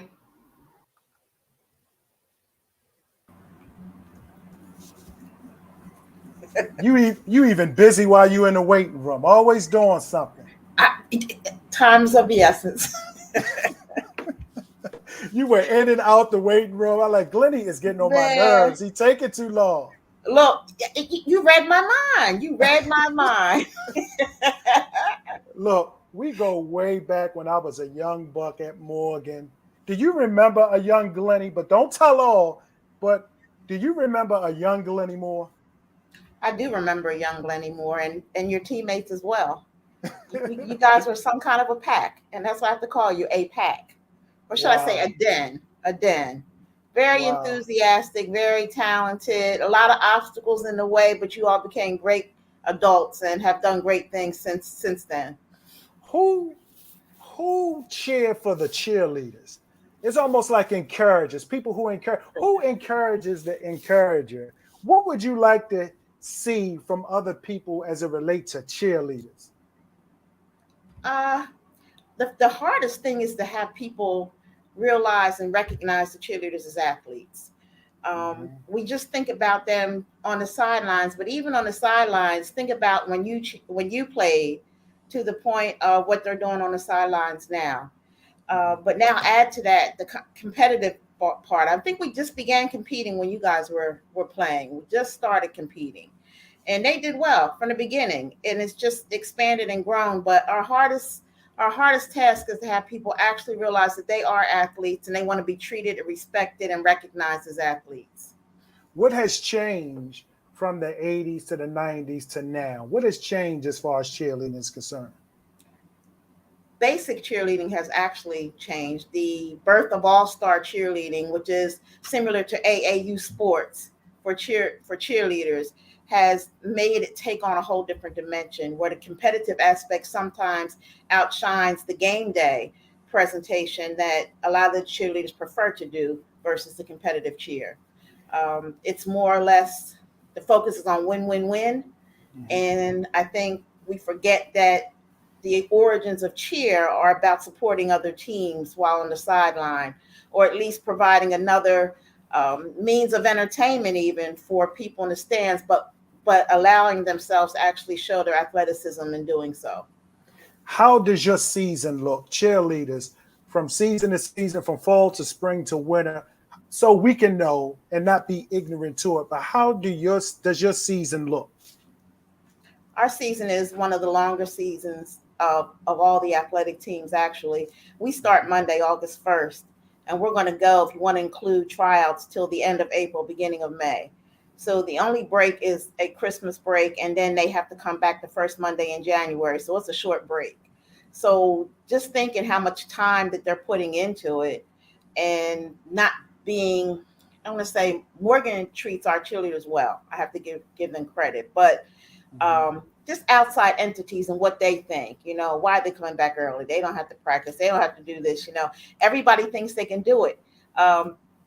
This year tryouts, I had so many emails from young ladies who have never cheered in their lives, but they think that this is the time to start at the collegiate level. And just like all the rest of the sports, if you want to be an athlete and cheer, it's not going to happen when you're just starting at college. It's just not going to happen. So the beginning of the year starts out tough. We have those hot practices like everybody else. And we go to camp and we have to fight for a bid, sometimes with only 3 days of practice with new team members. So next week we'll come in, the majority will be there. Some will come the following week, and we leave for camp on August 12th through the 14th. And there we compete to get a bid to go to nationals. One thing is different. Back in the day, I guess maybe 10 to 15 cheerleaders. How many do you carry now? We carry anywhere from 30 to 40. We've had as many as 50, but keeping that in mind, it was two distinctly different teams. One team cheered for games. The other team cheered until homecoming. And then after that, they've dedicated to competition only. Wow. Now it's pretty much, we have 34 girls right now, which is a lower number than I really prefer. People fall off for injury, COVID, grades, whatever. So that's not letting us stack real good there with just 34, but we're going to make it work. How? Let me ask you this, and many of us ignorant to this. How is it scholarship based? Did you get a certain amount of scholarships? How does that work as far as cheerleaders? We get a number of full scholarships, full out-of-state scholarships, and I break them up and try to distribute them to those who I feel are most worthy of getting the money. And first is attitude, academics, athleticism. Now we've actually gone down a division at nationals. We went from advanced to intermediate due to COVID. We lost 19 people off of one team. So it's like we started all over again last year. So we're going to do it intermediate again this year, and then we're going to start doing advanced again. With that advanced team, there's something that people call a full, and only those coming in with a full will be offered scholarship money. So we're going to be doing less scholarships, but those scholarships will be more money. Name two cheerleaders from the 80s. From the 80s, Kim Ross Watkins, Petey Barrett. Hey! Wow. Wow. Good. You're getting good, Glenny. I saw you do that to Coach Brodus too. That's right. Hi, So, let me say this. Let me say this before we get started.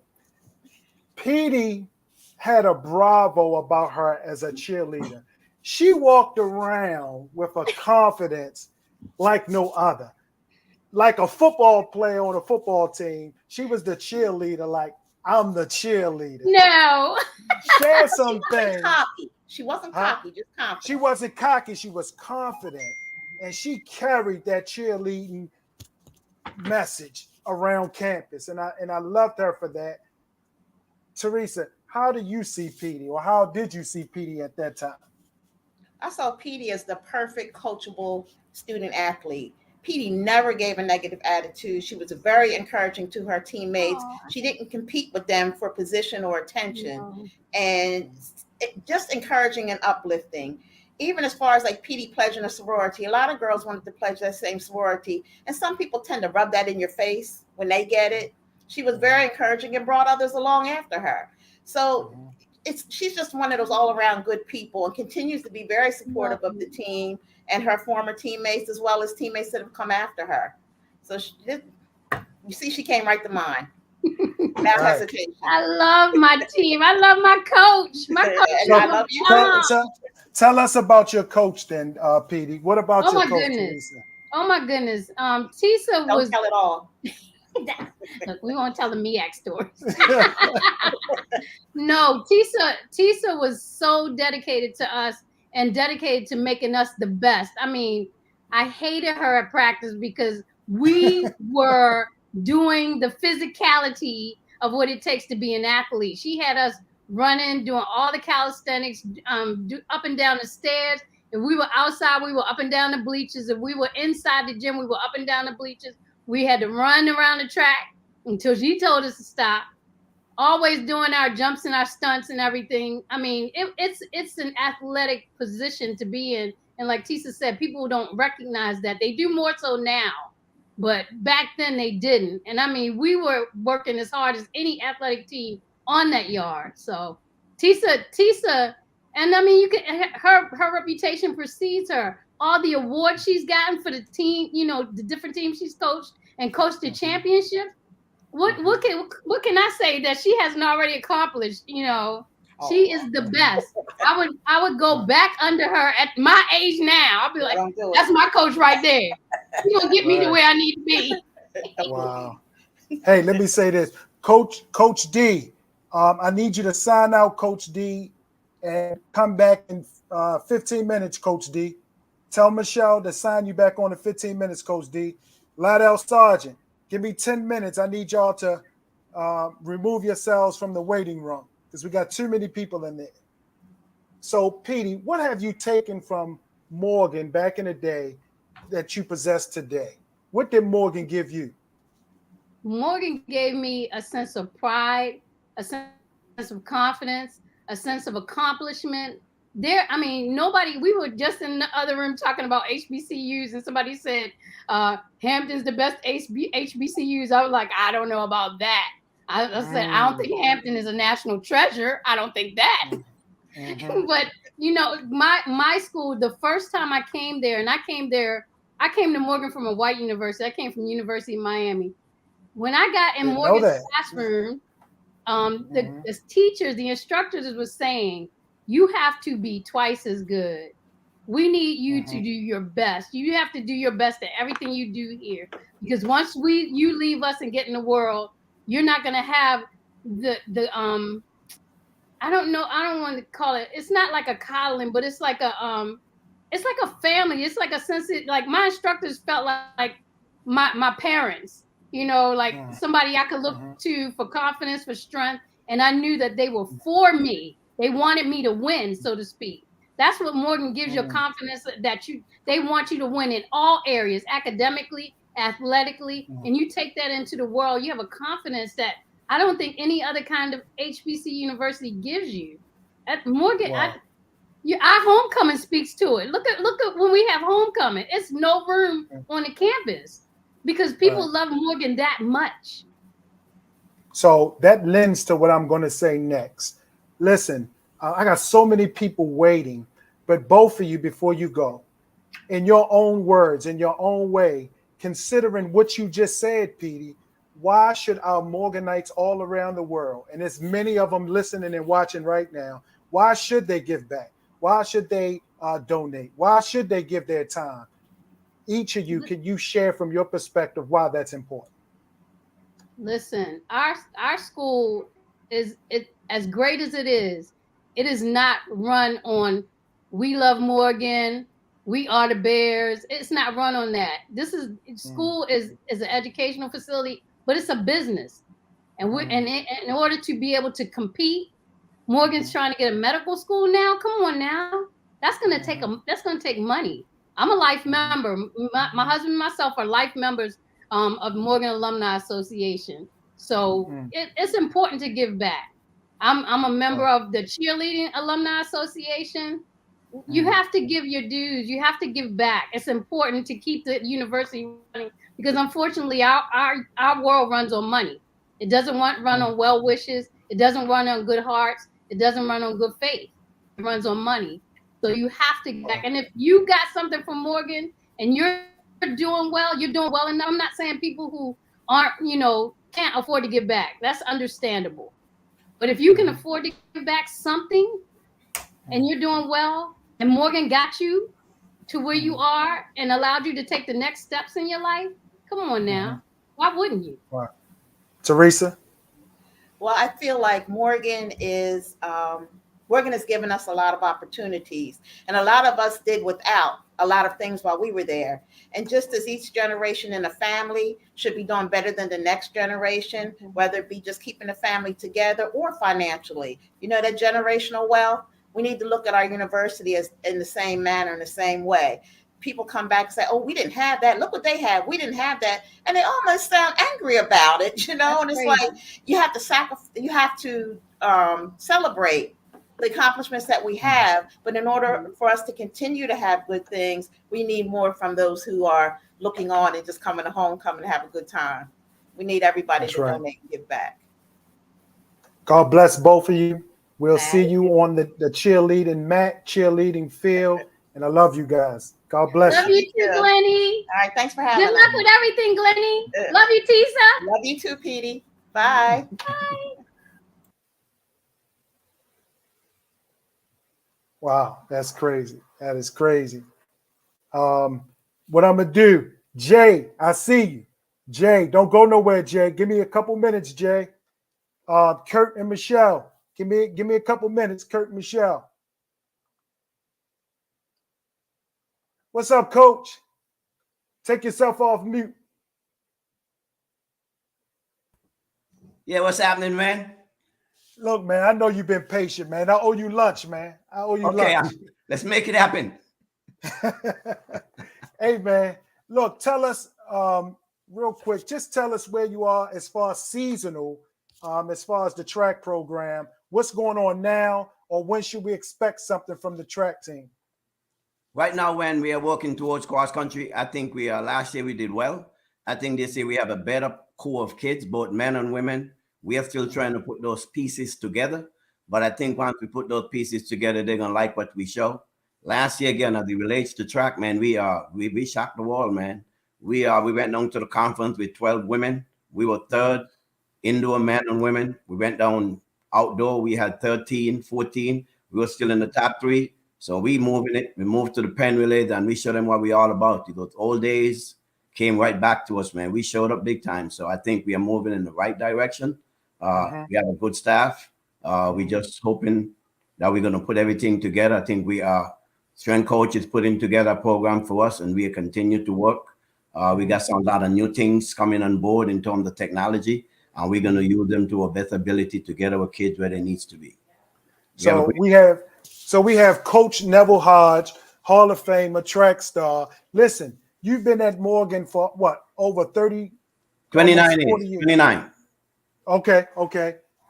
Are you pleased with the progress, or we can get better?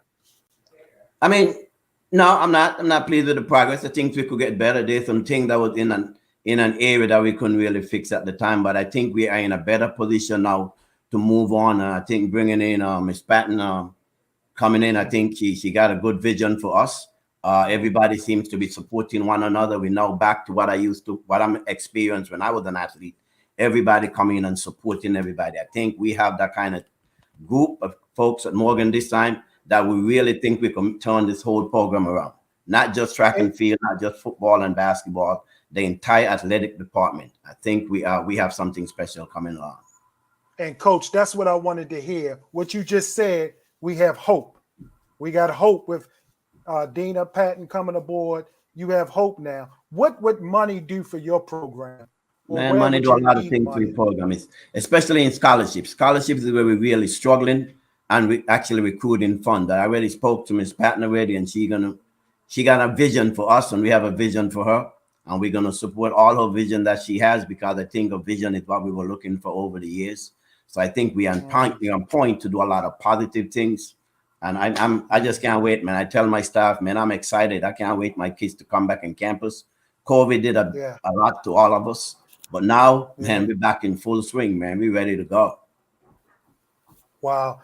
Look, you've come across many Hall of Famers. You got Hall of Famers in the room right now, such as the great Roberta Bell is in the room. Wow. Hey, as you say that, Lenny, I want to make sure that we could recognize the women's program. They started Morgan and the history in terms of the world record, and a lot of times we get left out. So I hope in one of these days before I leave Morgan, I'll be able to recognize those folks who are. Do you know this Hall of Fame? Do you know this Hall of Famer right here? Oh man, that's my man. That's my man right there, boy. What's up, Papa Bear? I'm good, man. What's up with you? Oh man, you got me, Lenny. You got me, man. Good. You got Hall me, of Famer. Hall of Famer Antoine Peck. Tell us about Coach. Tell us about Coach. Well, there's a lot to say about Coach. He's a father to a lot of us that came through Morgan in the 90s and the 2000s. I think everyone, student athletes that he had under his reign can say that he was a father figure. I mean, for me personally, he was that. And one thing about Coach Hodge, if you came to represent Morgan State University, he didn't have to say much to you.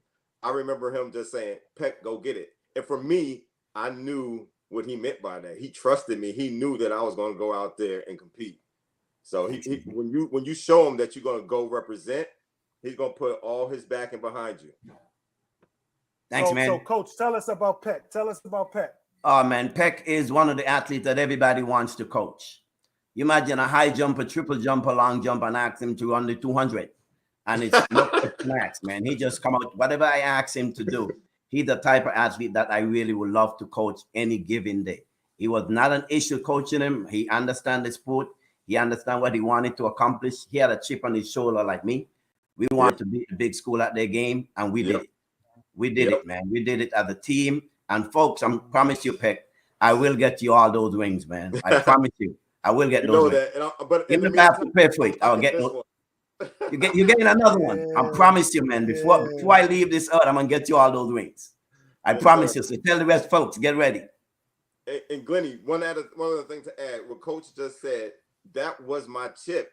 One of the things I didn't want to happen when I got to Morgan was let the lack of resources define who I can be or what I can be, and what I can do on the track, because I knew the history of Morgan, the legacy of all those others, Guy Goodwin, Coach Hodge, Coach Braxton, all the ladies, Evelyn Tate, Roberta Bell.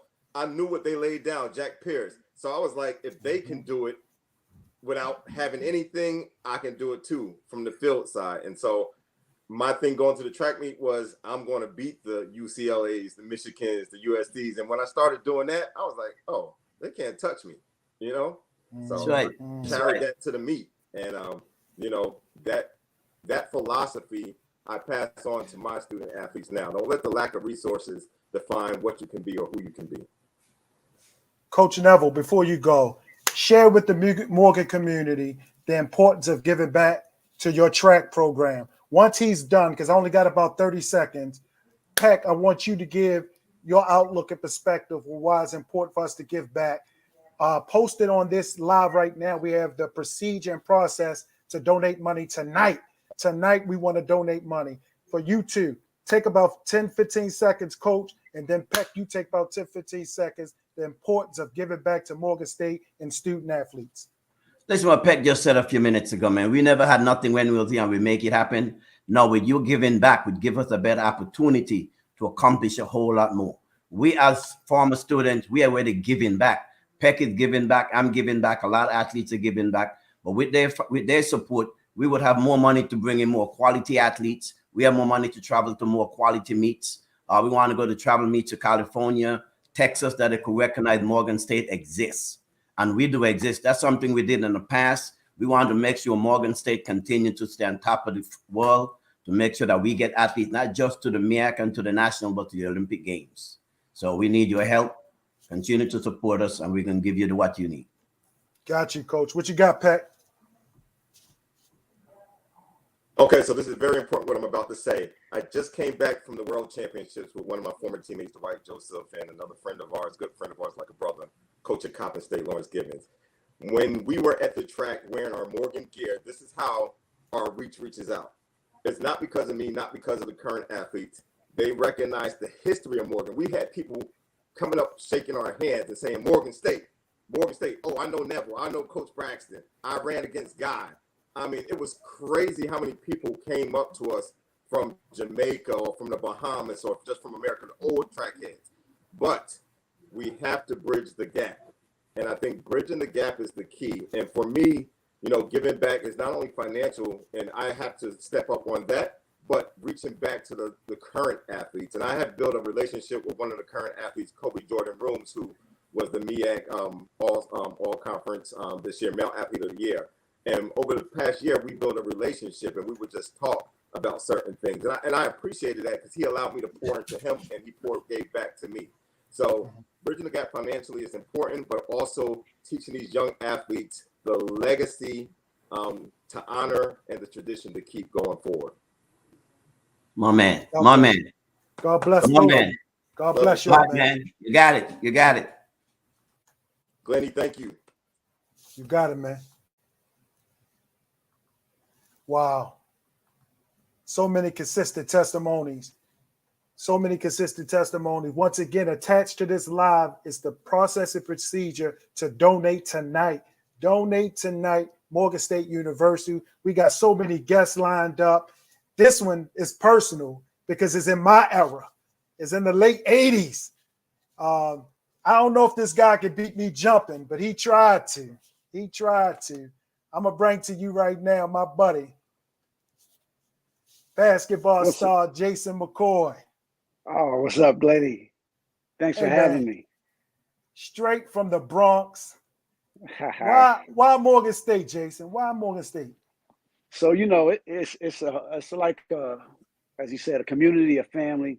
So Coach Frazier, I don't know if a lot of people know this, but his brother coached in the Bronx. So his brother coached my brother. So my brother played for his brother in high school, and I just happened to be at practice one day, and he said, you know, where you going to school next year? I said, well, I'm taking visits here and here. I said, he said, how many visits you have left? I said, I got 2 visits left.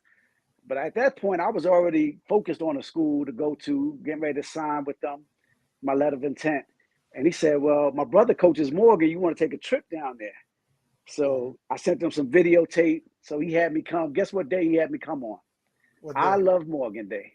Oh, that's bananas. It's sold. Done deal. Yeah, Done deal. So and then he had my buddy Al Parker come with me, and we went to the same high school in the Bronx.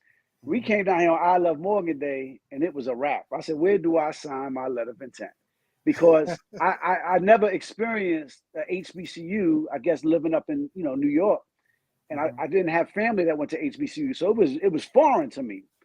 And so when I set foot on this campus and I spent the weekend, and then we I don't know if this was against the rules, but we played against the current players.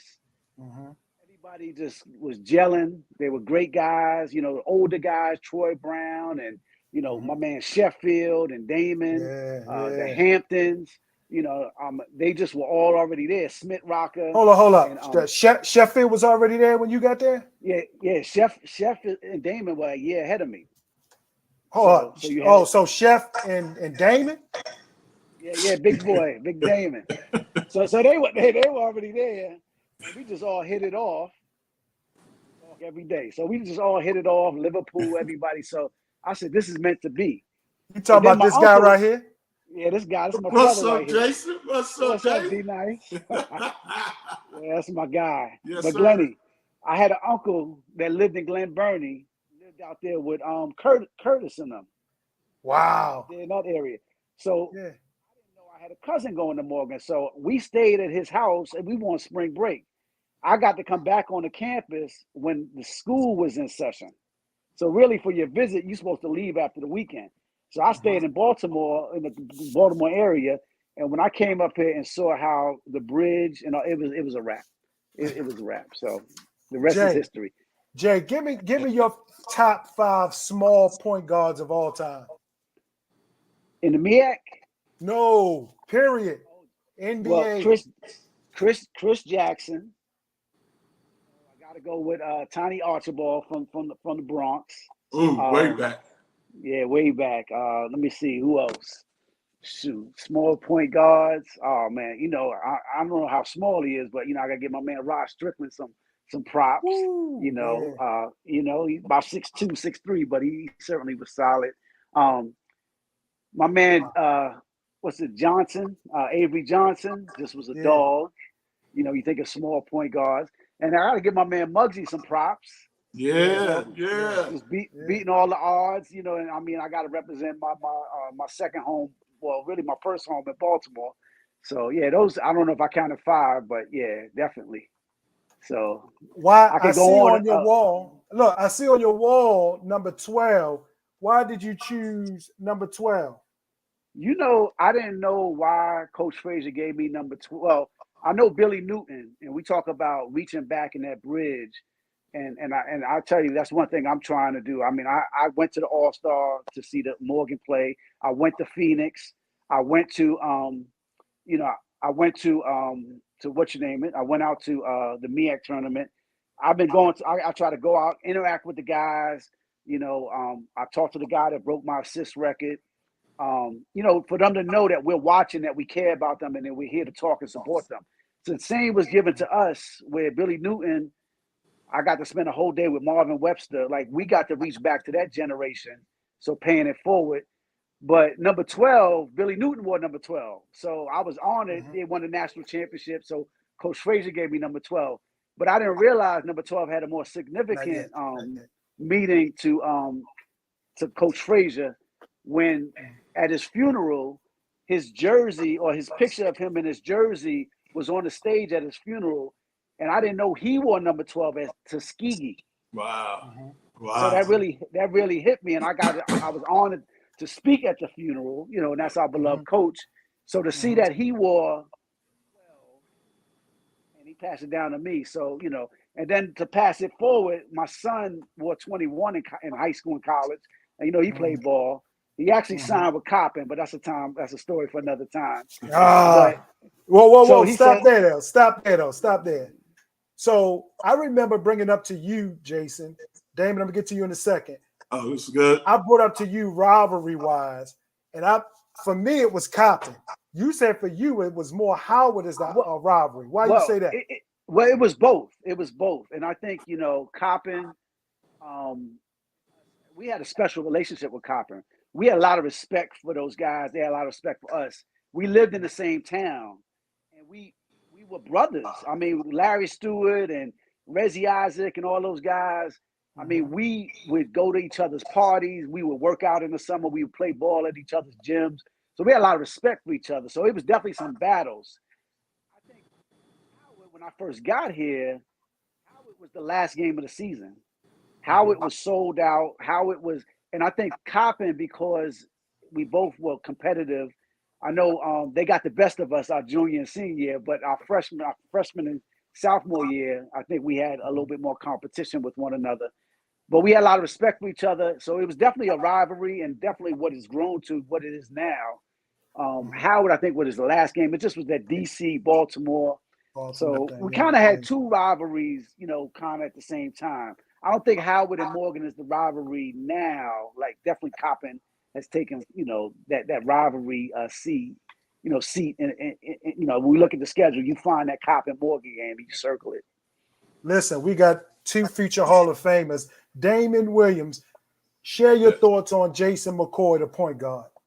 Oh, man, it's real special to be talking to Jay right now. They just came out with the special point guards from New York City, man. I think they should have included my man Jay in that special as well. But, man, if you're talking about want to see Morgan State crowd go crazy, let Jason McCoy get on a fast break and do his signature turnaround backwards dunk float in the air. Hey, the crowd goes crazy. So yeah, he definitely was a heck of a competitor.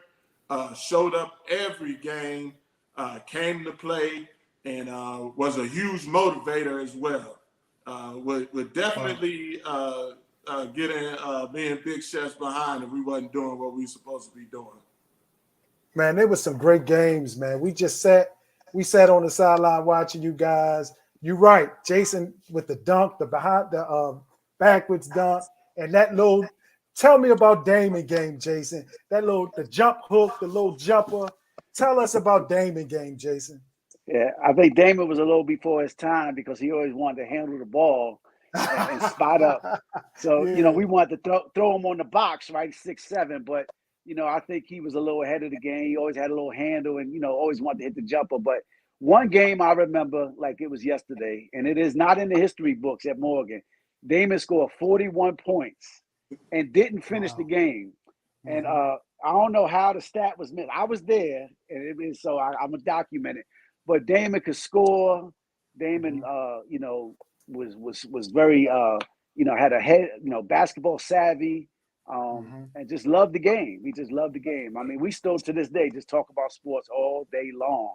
But the thing that I remember most is we would be in the hallway, football, basketball, track at Baldwin Hall, and I think that's where it made us into men.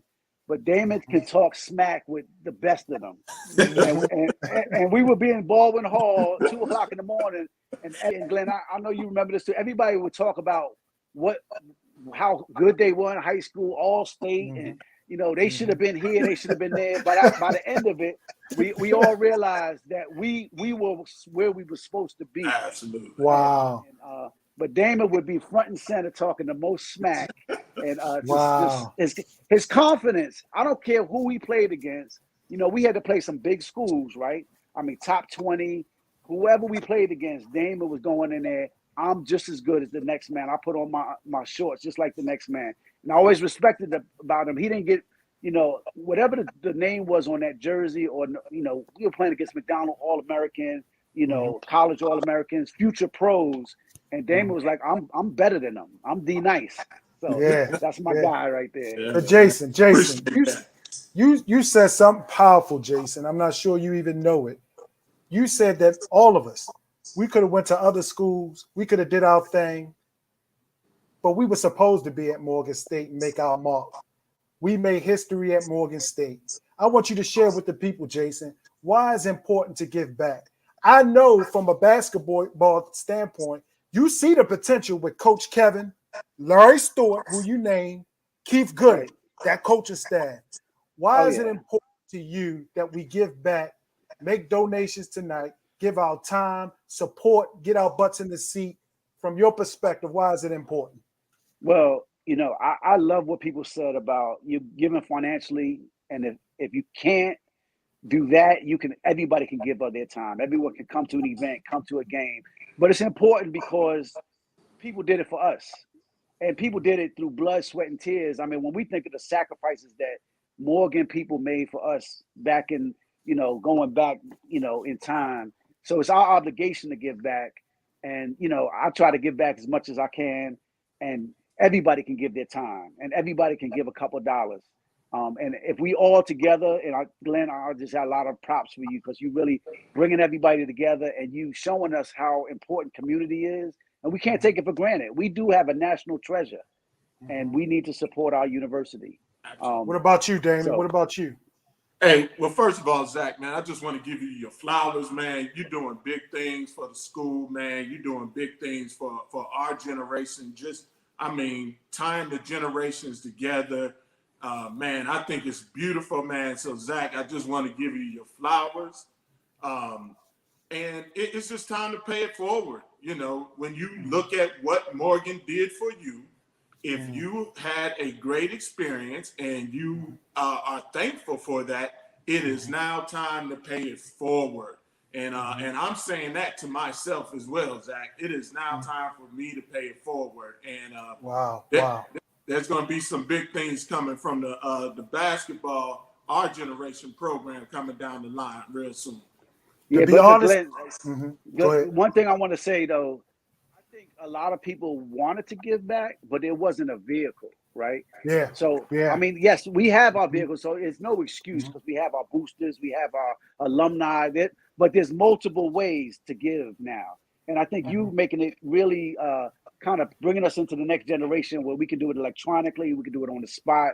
So there's many different ways, different vehicles that we can use, but you're providing a vehicle that also we feel is going to go right to the athletes as well. Jason, let me be very clear. Damon, let me be very clear. They got me off the bench last year. The Grizzly Booster Club, those 11 strong members got me off the bench. Glenny, we need you. And I just stepped up. That's why I'm reaching out to you guys, for all of us to step up, for us to give our time, our energy, our money, share this history. Morgan State, Coppin, Reggie Isaac, Larry Stewart against Damon Williams, Jason McCoy. It was bananas. Bananas. It was Yeah, nothing but you like see, Larry is wearing our colors though. Larry loves being Yes, part of sir. Morgan. We joke. But listen, Glenn, I'm just saying, well, I know you got a lot of people, but I think the other piece, and I know when I'm talking to these young athletes, we also have to talk to them about that transition into life, into manhood, into womanhood, into being an adult, being a productive part of community. Because I think we all have our stories about sports and everything. But I think of someone like, like a Travis Mitchell, right? He may not be in the record books, but he in the record books for leading that protest. Yes. Right? Yes. He's running Maryland Public TV, right? So that's one example. So it's bigger than sports. And I think that's the other piece that we are charged to get across to these youngsters, that everybody can't be a professional athlete, but everyone can be productive and find a career, because they're student athletes and we can't lose sight of that. Oh, man. Jason, I want to give you 10 seconds to say what you want to say to the Morgan family. Damon, I'm going to give you 10 seconds because we're loaded with guests. Give 10 seconds. Say what you got to say. What's on your hearts? Well, I just love Morgan. I mean, you see Morgan's pasted all around my house. And, so it's a blessing. And I think what we said earlier, I could not ask for a better experience. And I'm just so proud to be part of the Morgan family.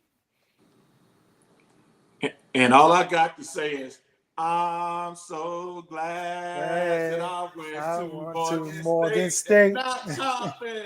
Yeah, baby. God bless you guys, man. Man, God bless you too. Zach. Appreciate you, man. You got it, man. Lester, I see you. Give me a second, Lester. Lester, give me 5 minutes. Give me 5 minutes, Lester.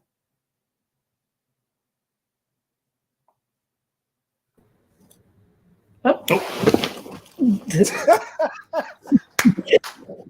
gotta let us know you're ready. Hey, man. You gotta let us know you're ready. Hey, that's kind of dangerous, man. Listen, y'all look like two folks that are married sitting in y'all basement. That was a perfect time. Right. About to fall asleep. Yes. Perfect time. And I love it. It goes with the theme and what we're going to talk about. Listen, we have John and Faye Davis, a couple that met at Morgan and married. That's the theme of this moment right here. Please take us back. John, I know I'm going to start you off, and then Faye probably going to fix it. How did you guys meet? How did that all go? Wow. Come on. Go ahead, get the lies together. Go ahead. Get it out quick. Hey, listen, man. We met at Morgan, of course. Coming out of the refectory, excuse me. Reflections too back in the day, but coming out of refectory, where everybody ate at over there on the other side of the hill.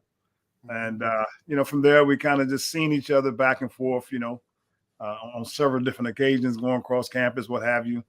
But I think what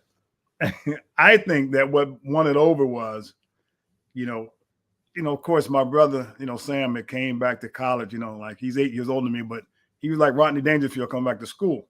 So, he came back, he had this nice Lincoln Town car, those stinking Lincoln, the big car. So, I went down O'Connell Hall, playing Big Pimpy, Big Poppy and everything, and said, I told these girls in the dorm, I said, hey, y'all come on, I'm going to take y'all to McDonald's, Wow. Oh, you didn't take her to Rustler Steak or nowhere like that? No. Nah, McDonald's was Ruth Chris back then. Yeah. I got it. Please, man. The one on York Road, milestone. So, I said, hey, look, y'all come on and take y'all to McDonald's. And it was only 2 girls I remember from the beginning. So then, they went through the door recruiting, So next thing I got 4 people in the car. So, hey, y'all, come on, let's go. I'm on my way there to McDonald's. They didn't know. I only had $4 of pennies in my pocket. Hey, listen, so we get there. I said, okay, well, I'm gonna get all y'all some French fries. Y'all go sit in the lobby and just relax for a minute. So I go up to the counter and I asked the guy, I said, hey, listen, man, you see those girls over there? Yeah. I said, hey, listen, I'm trying to make sure I take care of them. And he said, okay, what you got to do? I said, well, I need 4 orders of French fries. Well, I ordered 2 different things. He said, well, that's going to cost you too much. I said, I ain't got but $4, man. He said, what? I said, yeah, I showed him the pennies. He said, don't worry about it, man. Here, just take the French fries, man, and go ahead on in the lobby. Wow. So I got the French fries and I got 4 courtesy cups of water. So they said, hold on. Stop, John. Stop. Faye, was this impressing you so far? No, hey, listen. But I didn't really realize he didn't have any money because since it was the beginning of wrestling season, he didn't get anything. I was like, "You're not hungry?" Oh, he said, "Oh, I'm trying to cut weight," but he really didn't have any money. That's right. Yeah, I had $4. But he didn't let us know that. But wait, backtrack though. What year was this? 1983. It was October 83, right before, we had a big tournament come up in November. And I said, no, I'm cutting weight. I'm okay. I go plenty of days without eating. I'm a wrestler. So, that's where it begun, man. And wait. Faye, were you impressed that John was an athlete? Yes, I was. I was. I didn't know a lot about wrestling when I first came to Morgan. I'm from Connecticut. I wasn't really a big deal in high school there. And he told me he was a wrestler, but I was really impressed when I went to the first tournament. And then I was like, wow, he's really, it's like was no doubt. Then I kept going back and I was like, there's one day I think I didn't feel well, but I already knew he was gonna win. So yeah. So John, please tell me you were showing off just a little bit. What? Showing off at that wrestling match you talking about. Oh, man, I wish I could say that, but when you zoned in, man, I never even looked in the stands. It was kind of like I was in that moment, man. As an athlete, man, you got those other things you got to focus on. Making sure you got the right gear, you got everything else going on, so you don't know who's there and who's not. You don't really. I never looked in the stands, man. It was just one of those things that try to not get caught up so much into the moment of looking at the stands, more so focusing on what was at hand. And that guy across the mat, of course, in your own home gym, man, he's trying to take you out in front of your fans. So it was most important. So let me give context. We have John and Faye Davis. John Davis, Hall of Fame wrestler, and then we have Faye, Hall of Fame wife. Now, Faye, when did you two that speak at one time, when did y'all know it was going to be a lifetime? This Morgan State Union is going to be a lifetime. When did y'all know? Oh, listen, man. Let me tell you something. It was when the first time in history that history was made that, she made me walk across the bridge holding her hand. The first time. Well, I don't know if we were holding hands, but we were together. But because I never walk across the bridge, man. I would always, go down the backside, of McMecken and then walk on the other side to go across campus, man. Because, the bridge, man, brought a whole lot of things on. So, and she was like, why are you always going that way and meet me on the other side? I said, well, I just, whatever. So she said, no. We're going across the bridge together. And I said, oh, you got to be kidding. And I still remember the fellas looking at me when I was walking across the bridge, boy, and they was like, oh, you get what? Wow. So, but that's, we got together, man. And like I said, it was all about meeting the family. And, once our families connected, my family loved her because I got 7 sisters and I'm the baby, man. So You've met some of my sisters, so it was kind of hard to really get close to me because you had to get past them to do so. Right. But I mean, it was the right thing. But I tell you what, Glenny, Mm-hmm. a nice pair of Jordache jeans also helped me, man. Oh, the Jordache, yeah. Jordache jeans, the Jordache. Man, Morgan used to be a showcase now. yeah. So Listen, look, I got to tell you one funny line. He would say, "I like those Jordans." Oh my goodness! Come on, John. Oh my goodness! Not Jordache, Jordache. Hey, Glenny. Trust me. She cuts. This thing is like edited, so this is hilarious. Hey, it's all about, as you see, you met our family, man. It's all about having a good time, making sure people can enjoy themselves, having fun, partying.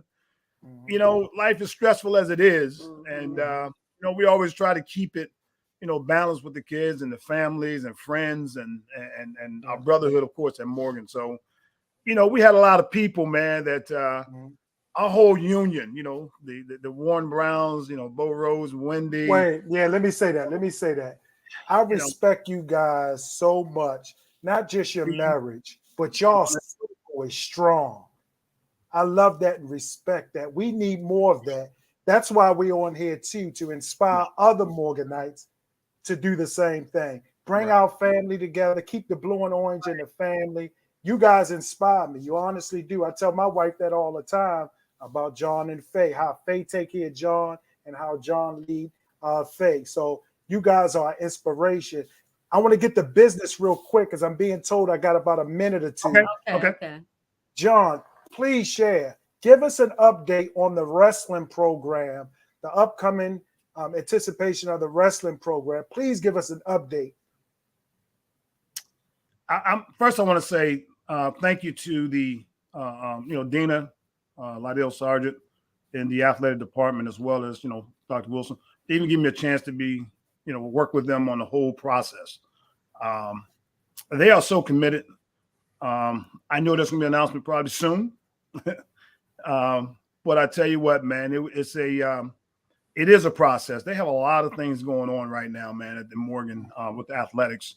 A lot of great things, man, that we haven't seen yet, but I know is working. So the wrestling program is set for a long time. Success. The whole school is behind the program. We have some candidates, and I tell you what, man, I'm glad I'm not the one that's got to make the decision because they got a tough group, man. They got to decide on. I hate to see any one of those guys not get the opportunity because it was just a great talented group of African American men. So again, as Dina said earlier, the announcement is going to be made soon. So it sounds good. I'm glad of that. I'm glad I was a part of the process, so I can go back and communicate just for myself to the wrestling community as well as the Busel community and let people know that, hey, listen, we are part of this. Okay. I don't know how the selection process took place in the past on a lot of the athletic coaches, but to have a process and a panel to see the whole thing come to all the way through, man, to talk to every single person, I've never seen that before. And it just shows the commitment that Morgan has about a winning program for athletics going forward, not just wrestling, football, basketball, cheerleading. We got acrobatics team coming on board. They have so much going on. So, with the wrestling program, guys, we're going to be so happy just about the support we have from the HBCUW community as well. There's one thing about donating, but when you see people genuinely giving their time and you talk to them and they're serious about the movement, it's awesome. The wrestling community is very excited about the program coming back to, on the scene for the NCAA as well. So you'll be seeing something pretty soon, man. Listen, Faye, I want to give you 15 seconds. John, I want to give you 15 seconds. They're telling me I got to go. Okay. Just, please, man, share with the Morganites. You guys are blue and orange together. It's in the family. Please share with the Morganites. There's a lot of people in the room. What's the importance of giving back? Why should we give back? for me, of course, give back so that the students can have every opportunity. The athletes, perhaps maybe they may not be able to afford, whatever the reason, to have every opportunity to support financially. But for me, I give back just out of gratitude. I'm grateful for the Morgan State experience. Just it molded me into a young lady, the young lady that I am now. Yeah, I have a whole new family since I went to Morgan State. Great friends, and just like I said, it was an experience, and that I'm just proud of and happy to be a part of. So I give back out of the gratitude for that. And I think everybody else should. If you went to Morgan State and you're grateful for that experience, I think you should give. So the students now could partake in the same situation and the same family atmosphere that we had. John, real quick, John. Well, real quick, one thing about giving back, man. Glennie, you've been through it. We've been through it. We've seen the ups and downs, throughout the Morgan tenure. But the one good thing is that we're able to communicate with those athletes as well. We can look at them. We can talk to them. The other day I was on campus. I had a chance to talk to one of the athletes. Well, a couple of them. I'll stop anybody when I walk past them, but they're excited about what's going on right now. The whole thing about giving back, it's about holding yourself accountable to see someone else be successful. Yes. And that's what it's all about, man. Thanks for the accolades for what I did, but I'm nothing unless I see someone else get the same opportunity.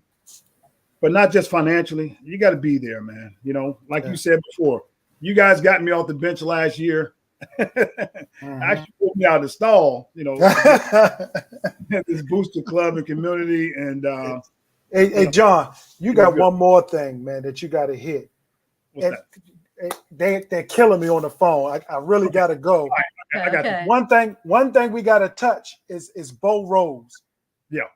His legacy, quickly. Man. That goes, I don't know if you got much, I don't know if it's enough time to give you that. Right. But well, his legacy's living on. If you know Bo, if you met Bo, okay, and Bo's another reason that Bo kept me involved. Bo's love, man, about Morgan was just unconditional. All the way from, it wasn't even about money, man. It was just about giving, his time, cooking that food for those athletes. Yeah. And this was going on, man, even when we was in college, Wow. So what he said was when he retired, that he can go find a little job up in Morgan and just so he can be at Morgan. Right. And you won't find another person that was true. And you can talk to the coaches that was there. Bo talked to every single coach. He talked to the ADs and whoever was there and gave all the way through. And what about his wife? Wendy. She was always right on board with them. Wendy is, oh my God. She was always right on board with them. Let me tell you about her. No. Take it off mute, Wendy. Take it off mute, Wendy. Don't make me hurt you. Don't make me hurt you, JD. I got him. I'm on. Hey, Don't Wendy. make me hurt you. Tell me about these two, Wendy. Tell me about these two, Wendy. You had me crying last year. I'm gonna stop. Wendy, tell me about these two here. Tell me about these two, Wendy. Tell me about these two, Wendy. You had me crying last year. I'm gonna stop. Those two. Wendy, tell me about turn your volume down on your Facebook. You got to turn that off. Turn the Facebook. Is that off. good? Yeah. Tell us about real quick. Tell us about John and Faye. We don't have much time. JD and Faye. We have history. Half the stuff I can't even mention here on this platform. But we have a rich history. Our friendship started off as friends. Faye and I came in '83. Bo and JD knew each other prior. They were very fortunate to meet their wives at Morgan State University. And we started off as friends, but we ended up as family. And so these are a group of people who I can truly say I love, respect, and blessed to have them in my life. I don't know what our lives would be like without one another. So I'm thankful that they're in our lives and will be in my life for the rest of my life. Wow. Tell us about Wendy, Faye. Wendy is my sister. That's all I can say. When I met her at Morgan, I mean, she was always nice and kind, and her and Bo, and we just instantly all clicked and been hanging together ever since. And everything has been about Morgan, Morgan, Morgan. And like I said earlier, it's just the Morgan State experience. I wouldn't change it for nothing. The brotherhood, the sisterhood, Yeah. man. I mean, they're the godparents of my oldest child. Wow. You know, that's how deep it is, because Bo and I, we didn't choose godparents lightly. It was something that was very dear to us, and we took that very serious when we chose the godparents.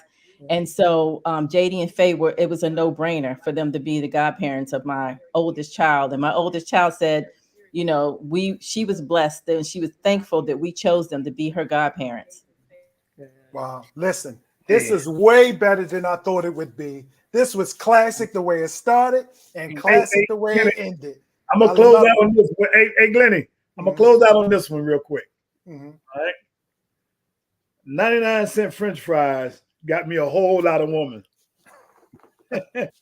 And the Jordache. And the Jordache. Hey, listen, and the Jordan. Hey, listen, my 30th wedding anniversary, I brought home 30 packs of French fries. He really did. Wow. And I said, the kids were like, what is all these French fries? I'm taking notes. I'm taking notes. We got 30 French fries. I was like, I mean, what about 30 carrots or something now? Hey, that's right. That's right. Hey, Glennie, and I broke my penny bank open to get it. God bless you guys. Love y'all. Thank you, man. Hey, Glennie, good job, man. We love you, brother. Job, Thank you, Wendy. God bless you guys. Love y'all. Thank you. Hey, Glennie, good job, man. Wow. This is amazing. Lester, I'm on you right now, Lester. Hold 1 second.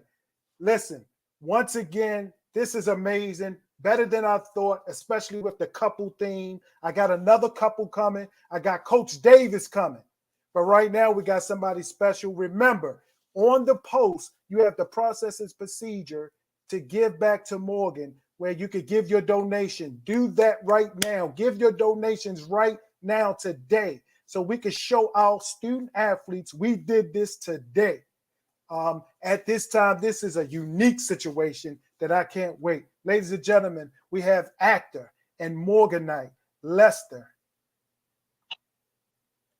Spike in the room at this time on Kool Konvo. Let's see. You left off producer, director, first AD, second AD, first AD, yes, trash picker upper, bus driver, airplane pilot, all of it. Now you might be wondering, Glennie, why I got this bonnet on my head. You're kind of scaring me right now. Yeah, well, I'm in the middle of marinating and rubbing my meat. So what I do is, between my lady and my daughter, I got bonnets all over the house. So I grab a bonnet, and what I do, Glennie, is I keep my seasoning in my bonnet. So you know, a little right here. Put it for my hey, getting ready to come out plus space steak meat. A little bit gotta have a little accent, Glennie. I'm sorry, Glennie. Gotta have a little accent, and then you know, being from Baltimore, you don't have this in your kitchen. You don't have a kitchen. Obey. That's right. Obey, baby. So that's what I keep in my bonnet, and then I got my Kung Fu Joe. I got my little headband on right now, man. First of all, I want to say it's a blessing to be right here trying to boost up the Morgan State athletic department. Man, we got such a rich history, and you know, you just touched my heart because I just saw Wendy, because Bo was my man. Oh, Bo, and then JD and Faye and just them Virginia boys, man. That love, they said Virginia for lovers. Yeah, they ain't lying. They Look, ain't lying. Les, let me give context that we have Lester Spike, aka Terry Tate. Listen, way back years ago when I arrived on campus around 87, I don't know if you visited the campus, I just saw you. I never saw a man that huge before in my life. I mean, just a huge figure. I only know one other brother as big as you. You know who that is? Is that a polar bear or is that a what? When the Morgan Grizzly fall in line, we it simply means we'll win another time. And for Morgan, we will gonna yell. And for Morgan, we will fight. Fight like hell. Yeah.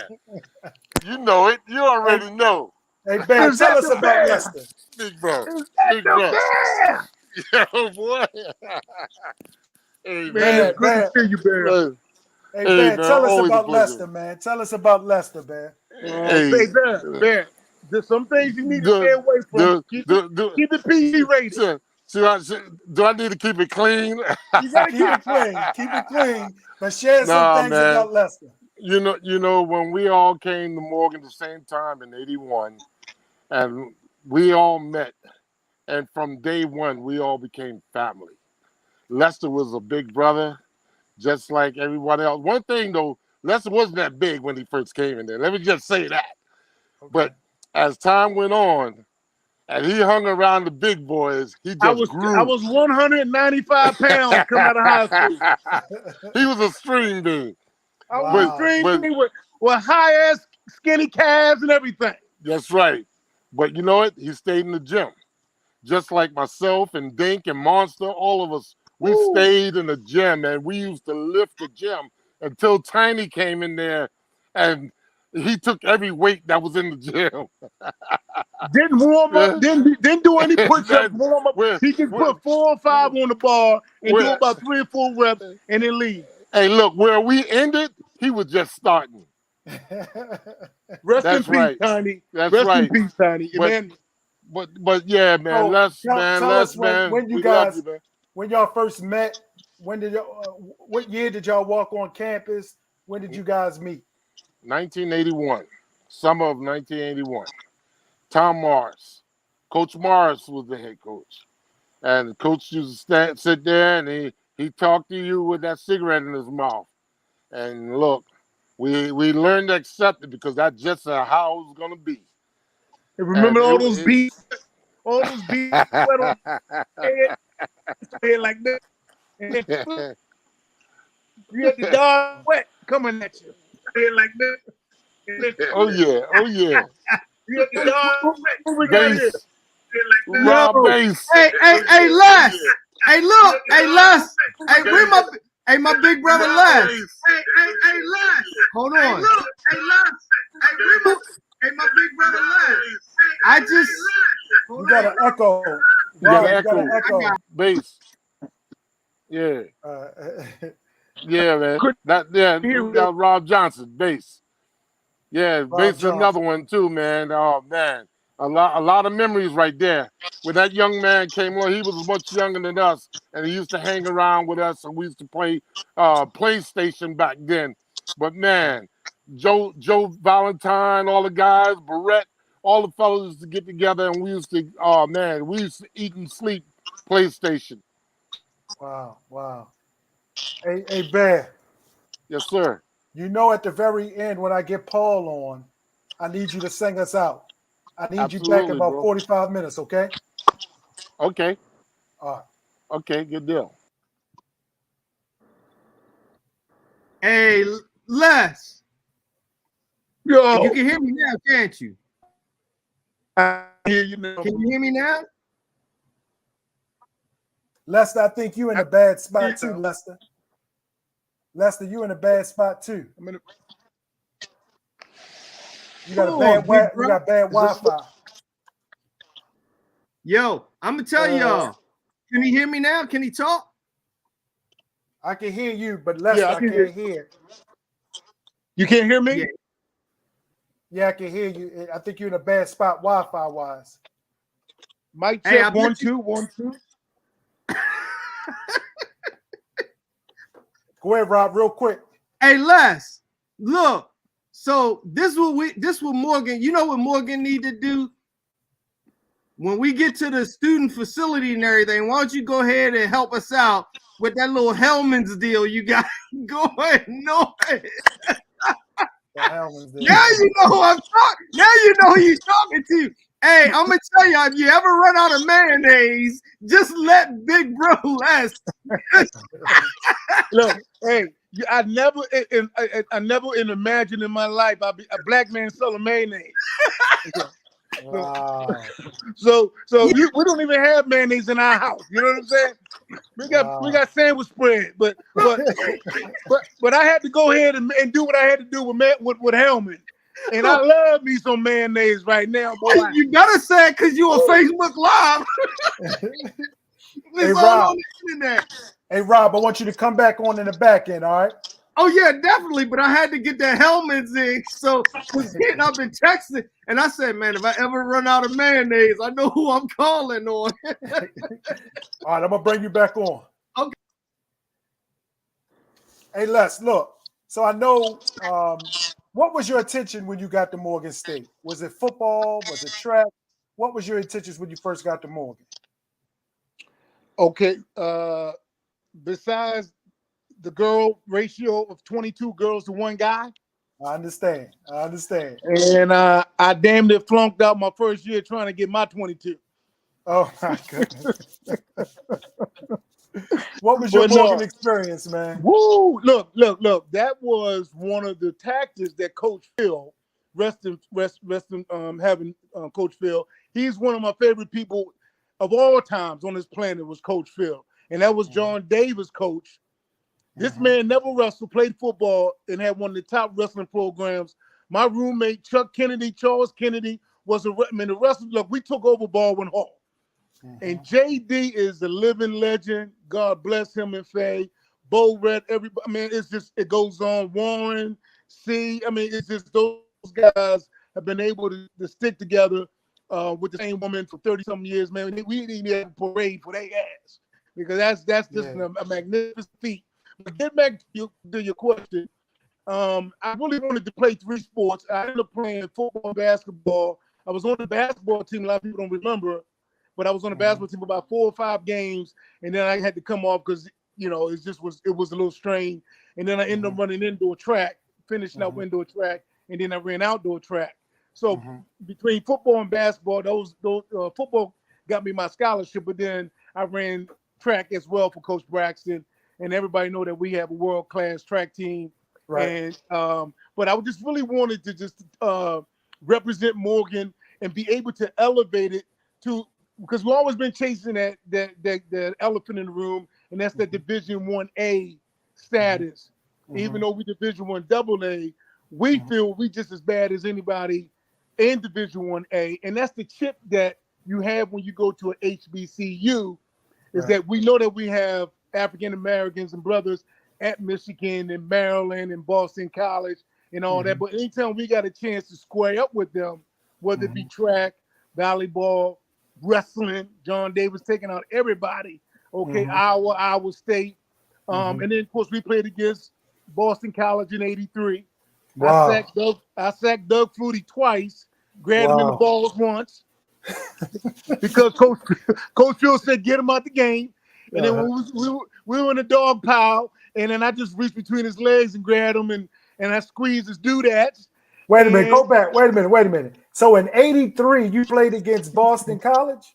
At Boston College. And we were winning at halftime 14-13, Glennie. Wow, but didn't know that. Halves, there were 2 halves to a whole. We had to play the second half, and the second half they scored 30 points. And we didn't score no more points. Wow. But when we were going off the field at halftime, You get all these white folks as we leave it, as we exiting out the stadium.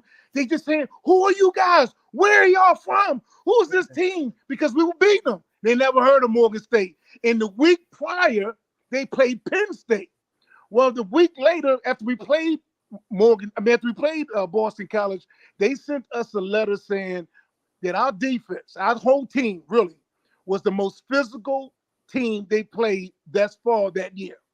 Wow. And even though we might not have had the all the facilities and a lot of the sophistication that you get with Division 1A for programs, we did what we could do in terms of putting the leather on their ass. Yeah. So after Morgan, you went on to trial for a couple teams. Am I correct? Yeah. After Morgan, I had what was it? I had got my right knee scoped. So my right knee, I got basically my senior year at Morgan. Okay, let me just say this real quick. I was cursed by being such a good all-around athlete that I went from my freshman year. I was on in the class of 81. They get my boys don't like it, Barry don't like it, but I was the only freshman to start every game in 81. Gotcha. They coming off the 79 old season and then 80, then us. They still had a lot of the players from the undefeated season, Hans, Ramsey, and all those cats, right? But I started from with Coach Moss. He was head coach. I started everything. I led the MEAC and I was tops in the country. I had 18 sacks my freshman year. And then the next year, guess where they put me at, Glenny? Where? At tight end. Tight end. Really? Wow. Because we were short tight ends. And so if I would have stayed at right defensive end all 4 years, put on 12 to 15 pounds, I wouldn't be where I'm at today because I would have played in the league. So Faye is in the comments getting on you. She said the replacements is not a real team, Lester. And neither is Any Given Sunday. But I'm on it. You got Hand said what's up. Wenda Vereen said what's up. James Willoughby said what's up. Wendy! Hey, look, Bear was in replacements. Bear is in replacements. He replaced with Sugar Bear. He's in replacements. He was the extra. Those at that time I was the extra. I was the extra. I drove away from Baltimore to Miami and walked on the film set, and I was an extra for 2 weeks. And then Oliver Stone saw me one day. He used to see me all the time and go, "You're gonna be a star. You're gonna be a star." He used to poke me in my chest all the time. And then one day, the second AD comes and get me and says, "You got some lines. Oliver want to give you an upgrade." And I got upgraded and got some lines with Al Pacino, and that's really when I became Taft Hartley. And then of course when I did Homicide: Life on the Street, I became a SAG actor at that point in time, and that was like 98, 99. But getting back to the football real quick, I was the only freshman to start every game in 1981. Led the MEAC in sacks, and then because I played for 4 different head coaches. Sugar Bear played for everybody from the class of 81, Cornell, everybody. We played for 4 different head coaches. So I'm just trying to give you, and then after your freshman year, Glenny, you had to move off campus. Okay? You had to, so we had to get out of O'Connell and Baldwin, all that kind of stuff, and move around Goodnow apartments and all that, and row houses and everything. Well, imagine if we had the same facilities equal to Towson State. We used to have to fight. We used to wonder if we were going to eat. We used to rest after football practice. There's some names. I didn't have this problem, so thank God. But there were some cats who practiced 2 hours, do everything we did, and then they didn't know if their name was going to be at the reflectory with moms. They used to run the door, and will you be able to eat? And so it was just tough. Just Morgan was just that transitional phase. And when we were there, and that's some of the toughness I have here in Hollywood, is being able to, between practice, walk somewhere for an hour. Me and my boy Spider-Man, Mark Brooker, who came with Coach Mars, along with Wayne Outlaw, and Joe Valentine, and some of those names, and Cooper. We used to walk and go to fill out applications for apartments, and then have to come right back and finish the second half of practice. Like, if we would have been at Towson It had room, board, food, all day, every day. It would have garnered a different result. Track You know teams, what? Les, let me ask you. I know we went through Paul to book you. Is there any way we could get like 30 to 45 minutes with you on your so I can interview you only? Okay, so you got to bring some more guests on. You want me to just come back in about 30 minutes, 40 minutes? Is that what you're asking me? And I then ask me, God yeah, damn it, ask me. Yeah, I got you, Glenny. I got you, boy. I know we got to get everybody. Yeah, they texted me, but look, I want wait a minute now. First, where are you originally from? I was born in Providence Hospital, right there by Montgomery Mall. I'm originally from Baltimore, and then at age 11, we moved to Anne Arundel County, which is Crownsville / Annapolis. So what high school? What high school? I went to Old Mill High, the baddest. Wow, the baddest. That's crazy. Wow. I was the third person elected into Old Mill High, and I'm gonna be elected in Morgan soon. I'm just kind of procrastinating with filling out everything and all that. But no, brother, yeah, I'm right here. I'm homegrown. Wow. Yeah, I got to bring you back on, man. Okay, so I'm gonna hang around for you for how long you want me to hang around for? Give me 30 minutes. I got a lot more coming up. Give me 30 Okay, minutes. let's just make it 6:30 my time. Would that be 9:30 your time? Yeah, 9:30. That's good. Okay, that's 40 minutes. Okay. You got it. All right. What is you going, Glenn? I don't know. Y'all just sitting there like y'all married. Y'all been married. It's ridiculous. It's ridiculous. Y'all look too comfortable. Y'all look too comfortable. You know how it go, Glenny. I can't see. Y'all got to widen the screen. I can't see you, Kurt. There you go. All right, there we go. We'll get closer. We act like we'll act like we like each other. We do it every day. Trust me. Look. What y'all seen all this drama? Y'all seen Jason that's been in our era. Y'all see Teresa who's been in our era. What's your thoughts on what you've seen as far as our history based on the guests tonight? We got to make sure that we are dedicated to the future, because we went through a lot, the struggle, the love, the brotherhood, the sisterhood, Bro, from what I see, Morgan got it going on right now. Every time I go by the campus, I'm in awe. Yeah. They got it going on. Yeah, we are kind of jealous about what's going on up there now. But you know what? We were probably the bricks, so we built what they have now.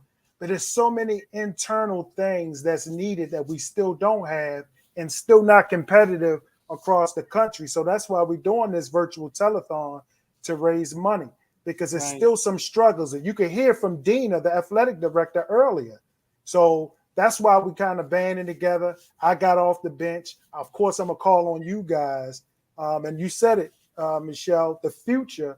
We got to invest in the future so we can hold on to that nice stuff we got now. That's right. So let's be clear. Curtis, football player. Michelle, basketball player. You guys met on Morgan State campus, got married. Y'all look so happy right now. we met in the refectory too. In the refectory. Kurt, what high school, Kurt? What high school? High school I went to Andover. So once you got to Morgan, you had every intention to play football, right? Yep. When I got to Morgan, it was a whole new experience for me. I was the first one in my family to go to college. Be quite honest with you, it was, and I thank Coach Forrest because he the one recruited me and brought me up on campus. And when I got there, I was like, I think the first person I saw walking around was Hart, Donald Hart. And I'm looking, I'm like, and Pendergrass, and I'm like, what I done got myself into, right? But it was an experience. I tell everybody, I went from a boy to a man at Morgan. Michelle, what about your process in getting there? Well, to be honest, Glennie, I didn't even know I was going to college for real. Because just like Curtis, I was first year. If it wasn't for Paulette Cartledge, really just telling me, "Hey, come on, I got Coach Andy Powell, coming over my house." I went over her house.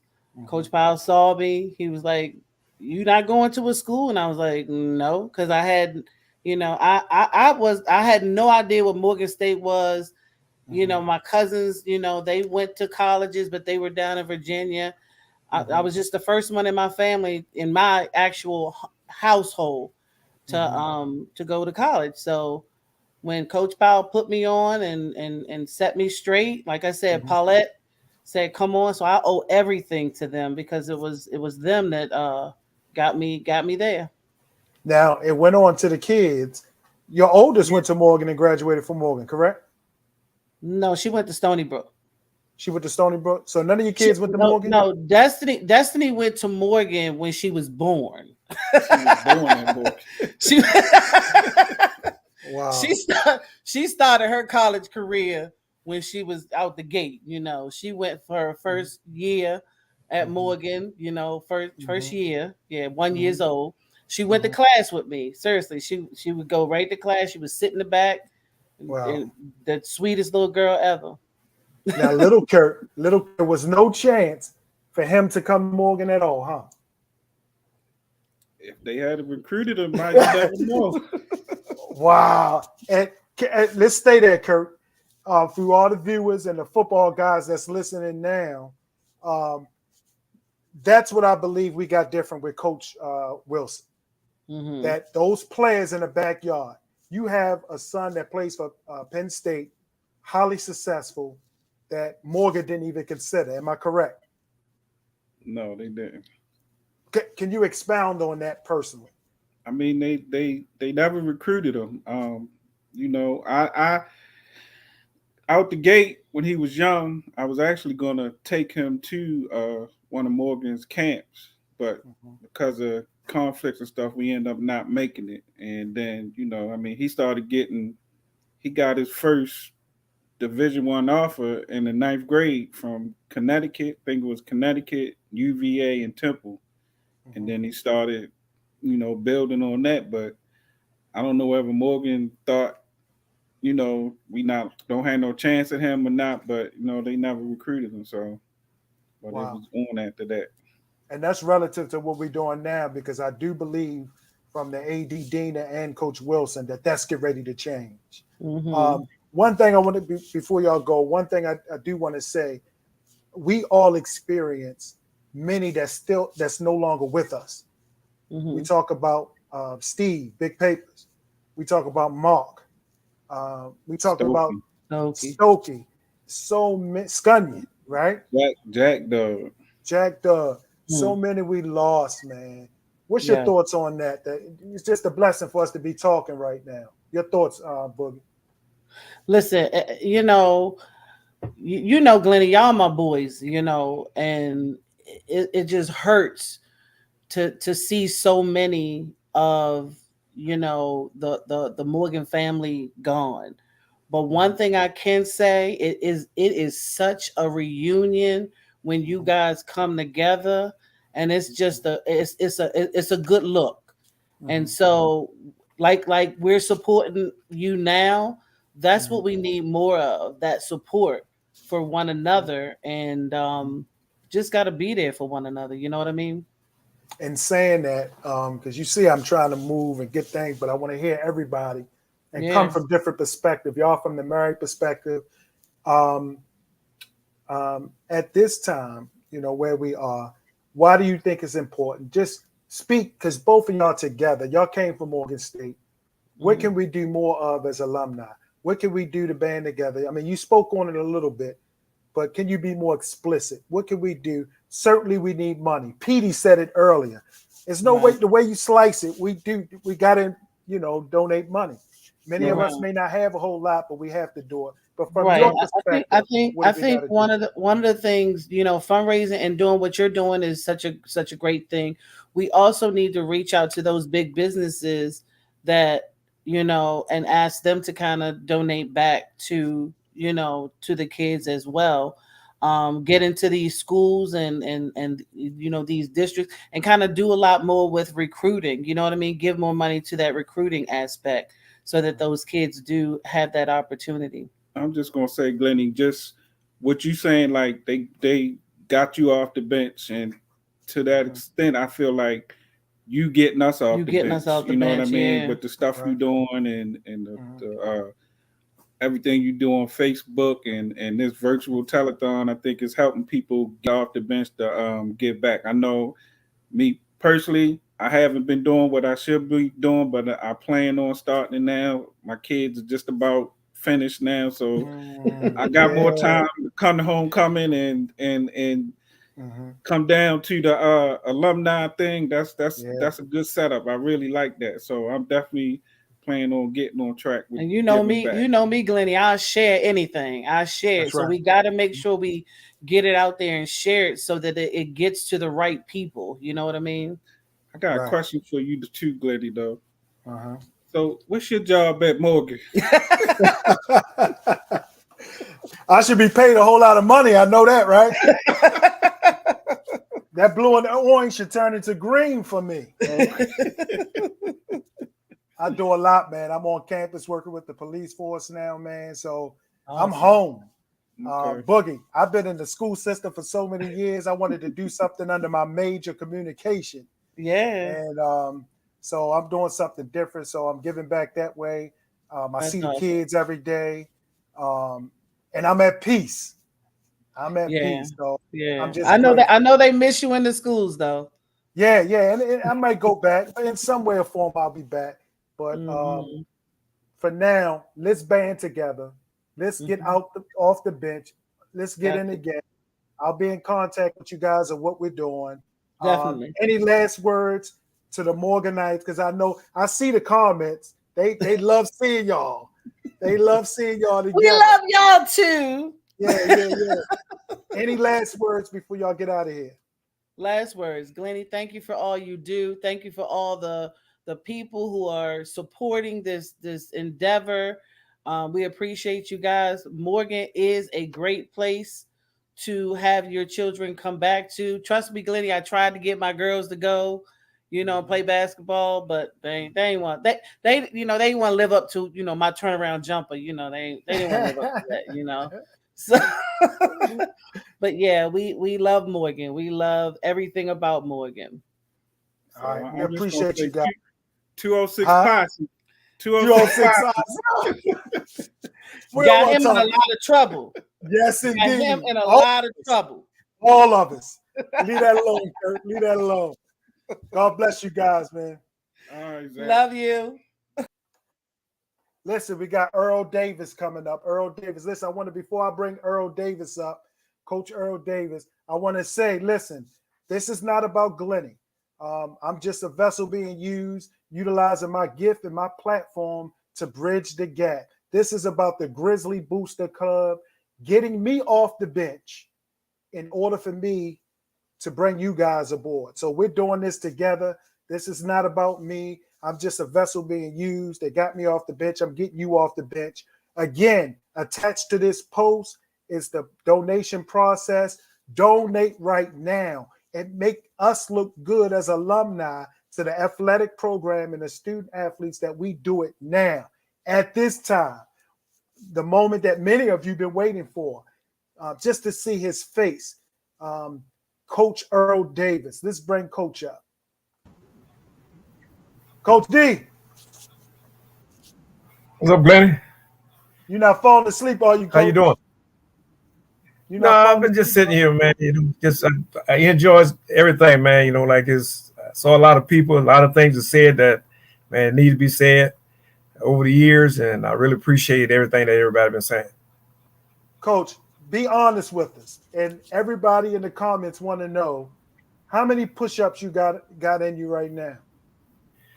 Well, I do 100 push-ups in the morning I lean on my step. I do 100 straight. I do this morning I did 30 pull-ups.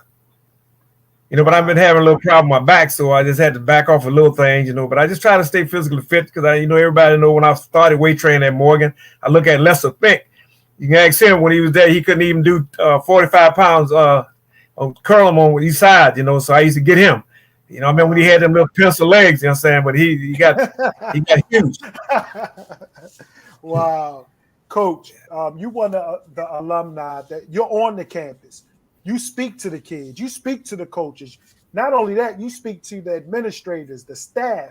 What's the spirit on campus now since we're making these changes on campus now? What's your thoughts of the atmosphere at Morgan State University right now? Well, you know, the thing that I love right now is that when Ms. Dana Freeman came on campus, the first day she came, Han Ramsey and I went out to meet her. Matter of fact, Dexter Davis knew her before, and he texted me and said, Coach, go over and meet the new AD. He sent me a picture. So we went over there and talked to her. And, you know, you can tell people how they, the attitude and the expression. She sat there and talked to us for like about 30 minutes standing in the hallway. And we just got a great feel for her, you understand, because you got to be a people's person. And that's what I see about with her right now. I think she can do great things for Morgan State University, first lady, you know, and I knew when she was at Lake Clifton playing basketball, she told me she couldn't do, she could hoop a little bit, but, you know, I think she's going to do a lot of great things at Morgan State University. She had all my support. Wow. Coach, one thing, and I was at your retirement. I saw you closing out your career. One thing I think that's important for the Morganites in this room to know tonight, where it all started for you. Your contributions are further than the football field. Tell me about telecommunication, the radio station, Kwesi and Fume. Tell us about that and where it all started and your contributions to that. Well, you know, when first of all, I'd like to say this. When I was at Grambling, playing football at Grambling, my son Mike was here, and I think you heard me say that at my retirement. I wanted to be close to him. I called Coach Banks on the phone and told him I wanted to transfer, and I would never, ever forget Coach Banks because he gave me an opportunity to come to Morgan, to finish my education, and also to be a part of his football program. And that's one of the things I want to say to all the students, former athletes that's listening right now. You know, you probably went to school on a scholarship. If you didn't, you understand, you know, you left school, you didn't have no bill. Now it's time to give back, because that's why I say it. That's why I give back. And everybody say, Coach, why are you so dedicated to Morgan State athletics? Because of Coach Earl Banks, he gave me an opportunity. You know, I coached football, you know, there too, for 12 years without getting a nickel. And I talked to Coach Ricky Diggs when he wrote a letter to start paying me something back in 1994. You know, and so, you know, I was in telecommunication. Kwesi said it, I helped start the radio station. We did a lot of things, but athletics, and then a lot of people don't know, is not supported by the state. So if you listen at this, the other day I was looking at a list, and you on that too, about 100 or some running backs, about 15 or 20 wide receivers. If you listen at this, you know how I am. Please give back. If it's $1, $2, or $3, please give back, because you remember the time we didn't even have a practice field. We got a few things now, but we need more. And in order for the student athlete to have more now, we need to give back. You know, I made a commitment to give back for 5 years, and I'm not going to say how much I'm giving, you know, for me and my son and I, because I don't want nobody to say, man, Coach G giving all this. I should be giving, you know, but whatever you can give, please give. I made a commitment for 5 years to give back. You put it in a nutshell, Coach. That's what we needed to hear. And we hear from you. As many people in the comments, even Leah's in the room. She said, hey, Dad, that's your granddaughter? That's my daughter, Leah. Yeah, my grandbaby. I took her a swimming pool today. Wow. Roberta, Daphne, Buddy Sharp, Hands, Rock. You have our ear, Coach. You told us to give back, and that's what we need to do. And the one thing, a couple of things I'd like to say before I close, you know, Hans and I was out at the field the other day. I've been going out to practice. This is the first time since Coach Lee Hall was there, you know, that I felt comfortable. And I called Coach Damon last night and told him that I was talking to a maintenance guy, and he said, Coach, he said, I did something for the head coach the other day. He said, thank you, I appreciate you. And he came back again today.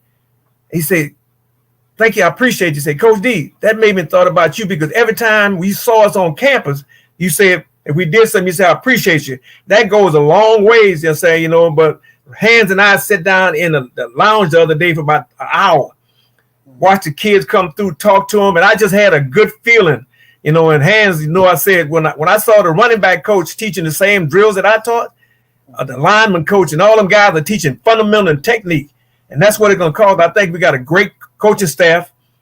In 2014, I told Coach Damon last night that I got a great feeling, and I told him, I said, if all y'all can be on the same page, when you're in the locker, in the meeting room, you might have disagreement about different things, but when you hit that football field, everybody got to teach the same thing. And this is what I see with this coaching staff right now. I think Coach Graham is going to be a great leader. He got a great personality. With him and the athletic director together, I think we're heading in the right direction. The basketball coach, Coach Hodge, I love Coach Brodus, the way he coaches, I text him every game, all the coaches, I think we got some good things going. This is going to be a great year. It's time for us to, hey, I got on a shirt right now, say, return to greatness. If I turn around, you would probably see it. And I haven't worn this shirt, but in 2014, we won, the thing. So I think, hey, look, all we need is everybody out here to support. Also, too, I used to always tell the students, when those football players look up into the stands, if they see a lot of people there, that gives them some encouragement to play better. If you watch these, not comparing, you watch these big schools, the kids be there with it painted on the chest, all these shirts on and stuff like that. But like I said, no matter what, if you can just give back $1, $2, 50 cents, please give back. All the guys that I coach, I got about 100 and some guys on my list right now. I can call out names. I'm asking you to make a commitment to give back. Coach D, you said it all. People are asking in the comments now, how do I pay? Once again, attached to this post is the process and procedure to make your donation. So you can read it right on this post on how to donate and give back. Coach, we thank you for all you have done for us. You are our father, you are our uncle, you are our coach, you are our everything. You are a Hall of Famer. And we're just so happy to still have you around and we able to talk and chop it up about Morgan's history. And you are here to see where we're going. Any last word? Go ahead. Go ahead, Coach. I couldn't hear you say, you say any last words? As I said, I reiterate what I said. Please give back. If it's no more than $1, 50 cents, or what have you. Give back, because if Morgan gave you an opportunity to go to school, great institution. We always talk about the natural treasure. I love Morgan State. A lot of people say, man, my grandson say, Pop, every time I see you got on something, Morgan State, I say, I love Morgan. Like I said, Coach Banks gave me an opportunity to come to Morgan, get my education, and further my degree, and worked there for 46 and a half years. Hopefully, I don't know, might go back and do a little something, volunteer. But like I told Coach Damon, I wasn't looking for a job, but I'm around, if you need me to help out with some things, So, but I appreciate everybody. We had some nice things said, and I like the Booster Club, Hans, man, like, hey, Hans said, man, I moved from New York down here to be with you, Coach D, but I just appreciate everything everybody's doing, and Glenny, man, you are one of a kind, brother. I have the utmost respect for you, because you put in a lot of time. Is not a lot of people going to do all the thing that you're doing, man. I know you're a Morgan man. It was my pleasure to coach you.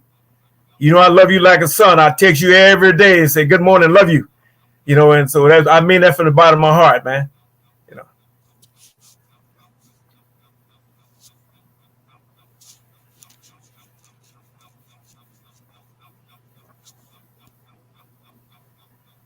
So, Coach, we thank you, man. And I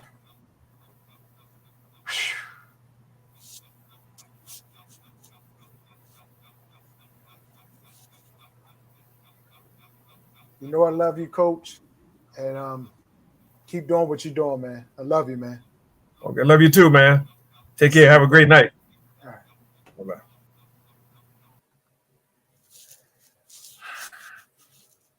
What am I supposed to say to that? What am I supposed to say to that? Man, Coach D. Coach D. Wow. If y'all not inspired by that, I don't know what's going to inspire you. I'm just grateful to still have him around.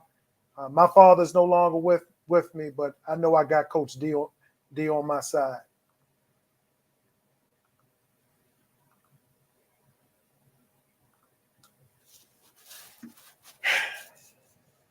Man, just talk. Hey, Glenny. Hey, everybody. How y'all doing today? Hey, listen. Coach D choked me up too. My favorite Coach D story. When I first got to Morgan, I was cock-diesel, but I had a belly, and I just couldn't get rid of it. Coach D pulled me to the side, man. Let me show you like 4 or 5 exercises to get you straight. Man, he showed me those. I did them every day for about 3-4 months. Man, I couldn't keep the girls off me. That's my favorite Coach D story. Listen, we have Linnell Key, aka Pound Cake, Vice President of the Grizzly Booster Club. Your energy, your commitment, your everything, brother.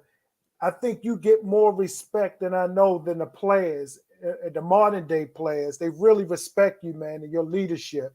What do you have to say to Morgan and alumni today? I just want to let everybody know that, listen, bottom line is the guys are on the field right now working their butts off to bring you a good, solid season. This is how we can work our butts off to make sure they understand that they're appreciated, loved, and we're going to give them every piece of support that we can. This is us working for them, just like they're working to bring glory to Morgan State. Wow.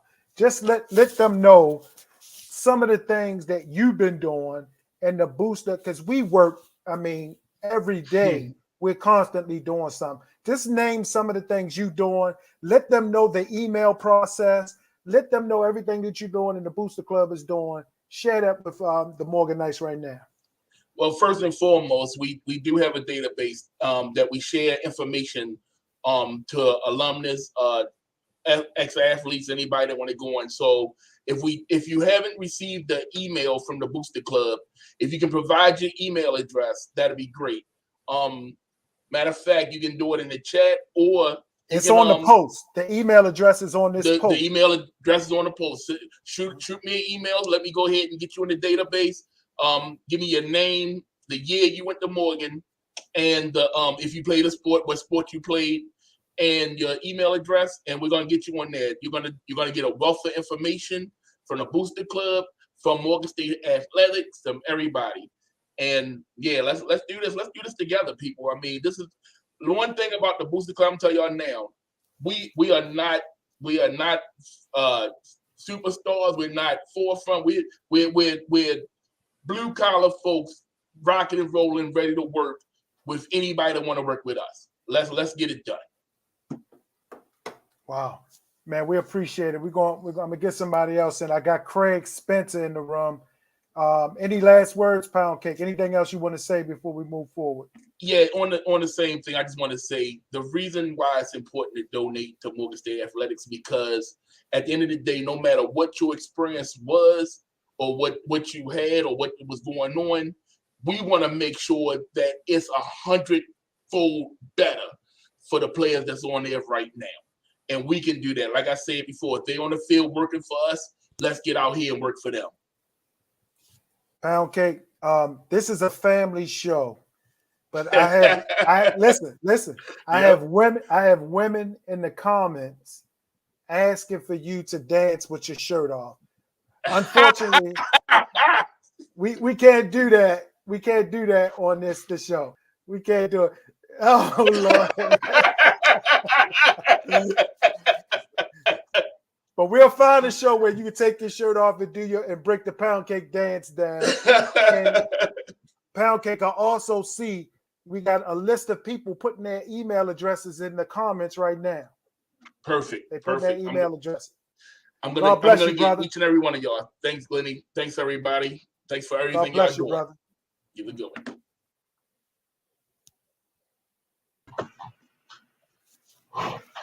What am I supposed to do with that? Look, hey Craig, hold up, Craig. Wow. Craig, turn your Facebook down because you got echo. Turn your Facebook down. Let's turn it off. Okay, hold on. Yeah. Okay, is that better? So, ladies and gentlemen, we have Craig. Still got it. Still got it. Turned it off. Turn Facebook off completely. Okay, hold on. So while he's doing that, once again, put your email addresses in the comments right now so we can keep y'all posted on what we're doing. Kurt and Boogie, I know that y'all wanted to do something, or y'all wanted to be abreast of what we're doing. Put your email addresses in the comments so Pound Cake can get it.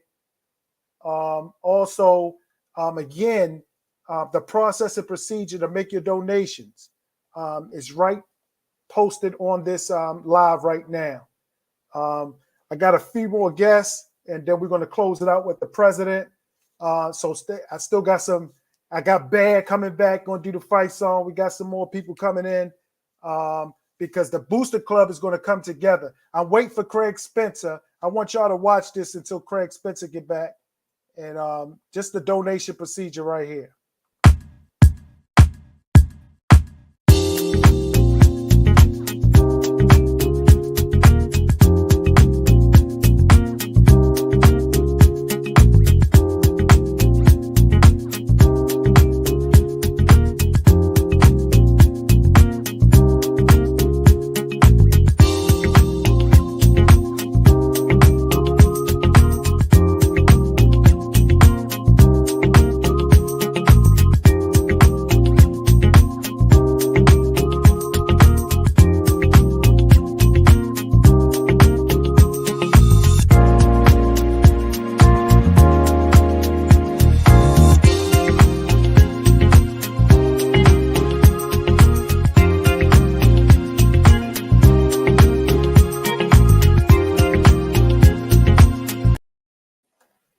Listen, so once again, I'm gonna bring Craig.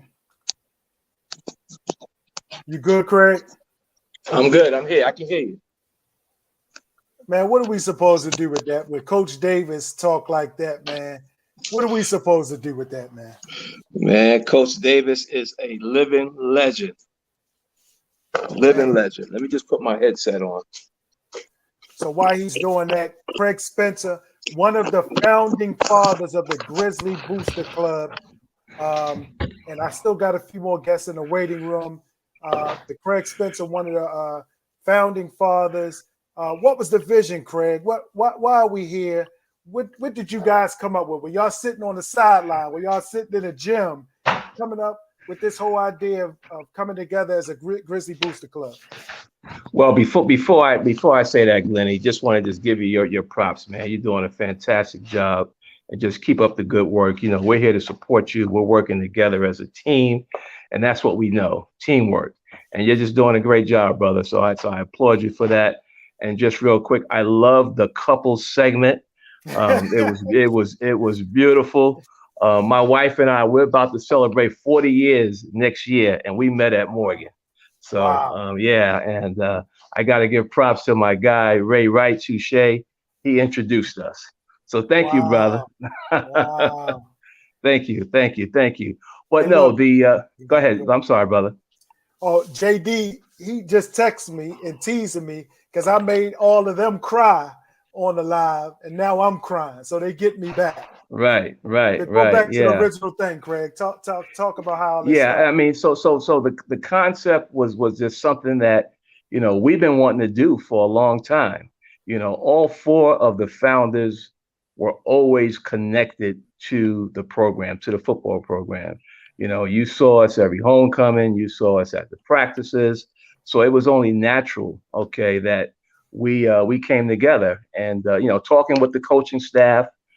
They had needs that were not being met, and we felt where we can fill a void.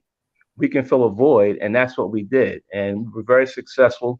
And we've taken this thing to a whole nother level, as you know now. I believe we started in 2000. I think that we started talking about this in 2016, and it's been phenomenal, you know, and just, you know, platforms like this. You know, seeing us on campus, you know, the brand is so important, and it draws people. It piques their curiosity, if you will, and that's what we're doing. And now, you know, people are saying, okay, you know, my kids are grown, I have more time. You know, it's my time to give back, and that's what it's about. And you don't have to have a lot of money. You know, I always say, you know, you give your time, your talent, or your treasures. Right. Any one of those three will take it. Any one of those three. So if you're just willing to give one of those three, maybe you can give two of those three. If you can give three, all three, that's great.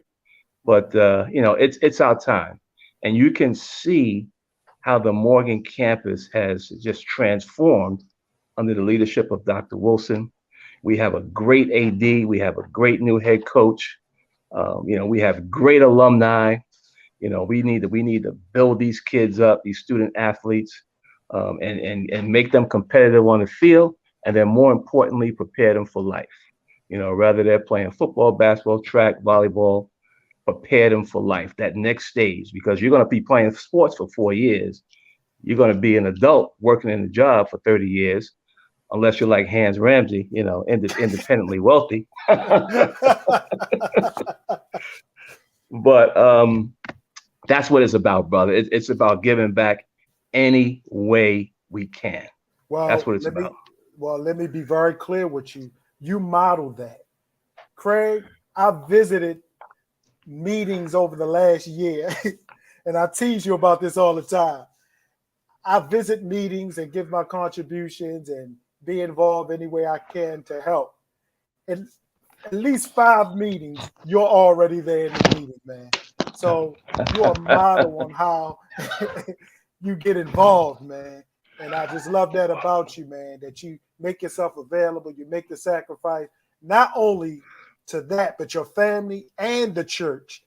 You are committed. And all of us ought to be inspired by that, to be committed to this Grizzly Booster Club, give it back to our student athletes. What do you foresee? You mentioned the coaches. We got Dina on board. What do you foresee in our future? I mean, I see us winning multiple championships, across the entire sports platform. I really do. That's not hyperbole. I mean, I've met Coach Wilson. I had a chance to meet him before he became the coach at Morgan. And I believe in what he brings to the table. He knows his X's and O's.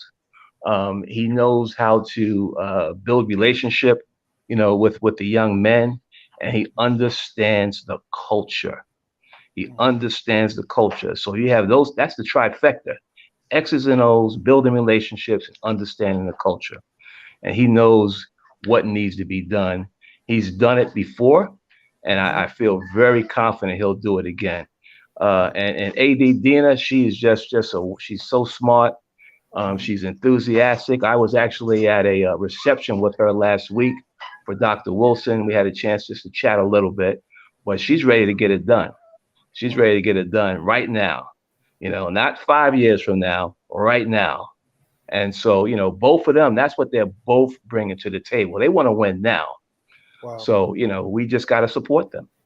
Look, you got people in the chat, man, in the comments, making their donations, man, giving their emails. I love it, man. I love it. Sir. Share this out. Share this out, everybody. And read the attachment of the procedure. Craig, I appreciate you, brother. Love you, man. Love you too, brother. Thank you, man. Thank you for having me. In the room, man. All right. Thank you, brother. Go do your thing, man. All right, brother. Bye-bye.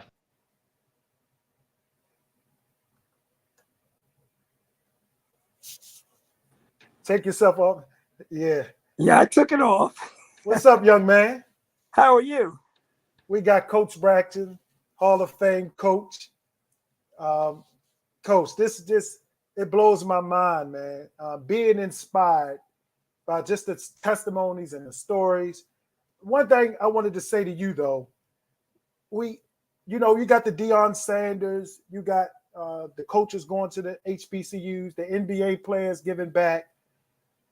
I know we're promoting Morgan right now, but you also got to put it under the umbrella of the HBCUs. We should be giving back. This is us right here. What are your thoughts on that behalf? It's long overdue. We're finally at a point in life where we're able to give back. And what better time now than to show your allegiance and your love for an HBCU. Morgan is at the top of my list. Again, I didn't graduate. I kind of got adopted into Morgan, and it's in my veins. I still try to give back as much as I can, even today. For those that are not aware, get ready for the Hall of Fame banquet that's coming up on October the 9th at Martin's West. where we're going to honor the student athletes who will be inducted into the Hall of Fame, and also 2 teams of distinction. And that's a project that I'm working on from as far as I live in Arizona. I'm not in Baltimore, but I have a really good committee. We work together to try to put on a quality program for the student athletes and the university. Wow. So what do you foresee, in the next year or so? What would you like to see? I remember talking to you a couple years ago, and you shared what you would like to see. Right now, with the changes that's being made, what do you foresee in the next year or so, or would like to see in the next year or so? When I come on campus, Morgan has changed so much, so for the better. Dr. Wilson's done a great job, and now he's attacking another area, the athletic area, to watch that one prosper as well as the academic side of the coin. The thing now is simply to become viable again, to have our name out there, to have people fear the bear. I'll say it that way. Some of the fear has been lost, but it can be regained. It will be regained. It shall be regained. It seems like we now have people in charge who understand it. Again, like Craig said, one of the biggest things I had was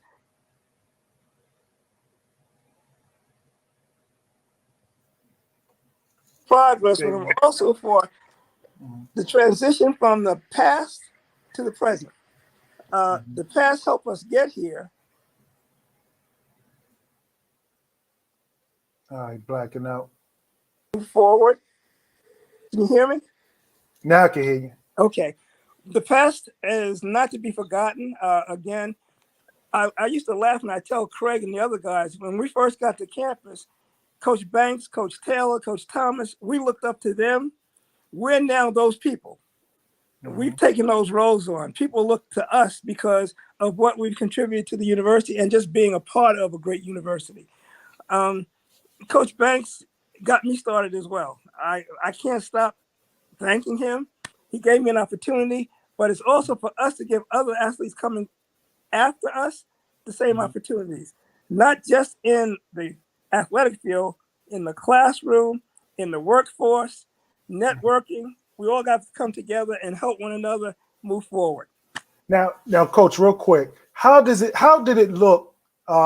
Let's say in the 70s and 80s, even the 90s, raising money is tough.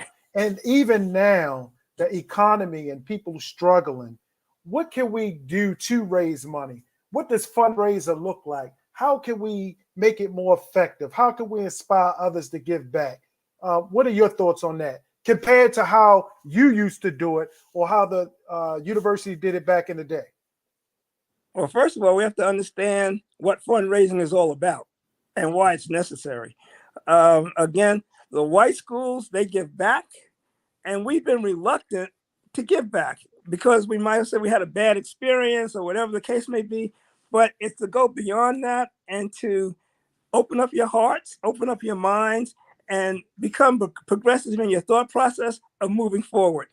We open the doors when you succeed, I succeed. And that's how it should be with all of us. We watch another young Black person or a minority make it, that opens the door for us to also embellish in their glory and their limelight. And we don't take advantage of those opportunities. We just sometimes we might even get a little jealous instead of being just downright happy that they made it as big as they have. Wow. Been seeing a lot of track on the news. Any thoughts as it relates to what's going on in the track world? The track world is an amazing world today. But it's also funny that although if you look at some of the Morgan records from back in 1983, 84, the times we ran then still hold up today. We could go out there and still compete and make our mark in the world in track and field. I think Coach Hodge is doing a great job. They're moving forward. He's a leader. He's a Morgan man. When I left, I made sure that he was in a position to get the job that I vacated. And again, he's turning the corner, but he needs help. And help, some of it is financially as far as scholarships, like he was saying. Just giving the kids a chance to get in there and get to some of the bigger meets. Again, there's a different emphasis now from when I was there. The conference is really big now, and it's important. It's important that we show up at the conference and do well. It's also important that we show up wherever we go and do well. I was there for the basketball team when they came out to Phoenix. I was proud to be. I had on my orange and blue. I was right there, and I will be at all opportunities I can to foster Morgan State University. Wow. Coach, any last words? Let's get together soon. I want to get you individually again because there's so much I want to talk about, but I just don't have the time. And there's still guests behind you. Any last words of encouragement? Those Morganites that may be sitting on the bench, what inspiration can you give them for us to, invest more in our student athletes? What are your thoughts? One of the things I want to say, and again, listening to the new athletic director, she's a winner. She's a winner, and she's going to take us places we haven't been before. But it's also time for us to give back. We're in a position to give back, many of us, where we weren't before. And like you said, it doesn't have to be all monetary. Showing up at a game, again, being at the Hall of Fame banquet, supporting those who were in your era, or who made it big in Morgan history and athletics. But not just stopping there. Again, as we walk the campus, be proud of what you now see. We are, because we knew where it came from and how it's evolved since then. But some of these people will take it for granted. Dr. Wilson is investing his heart and soul into making Morgan a top-notch institution across the board. And we need to support him, rally, just as he supports us. Be there, open our purses, open our hearts, and open our minds. Right. Now, what we probably could do, Coach, I'll contact you. So those things that are coming up, homecoming weekend and the Hall of Fame banquet, where we can promote those things like we did last year. Great. I can't wait. We'll make contact soon and get started on that because it's right around the corner. I know it's going to be here before you know it. That's what I'm thinking now. And this gives me an opportunity now. I publicly invite the new athletic director to be a part of this experience. I think it's something that she should be a part of, and we welcome her into our family.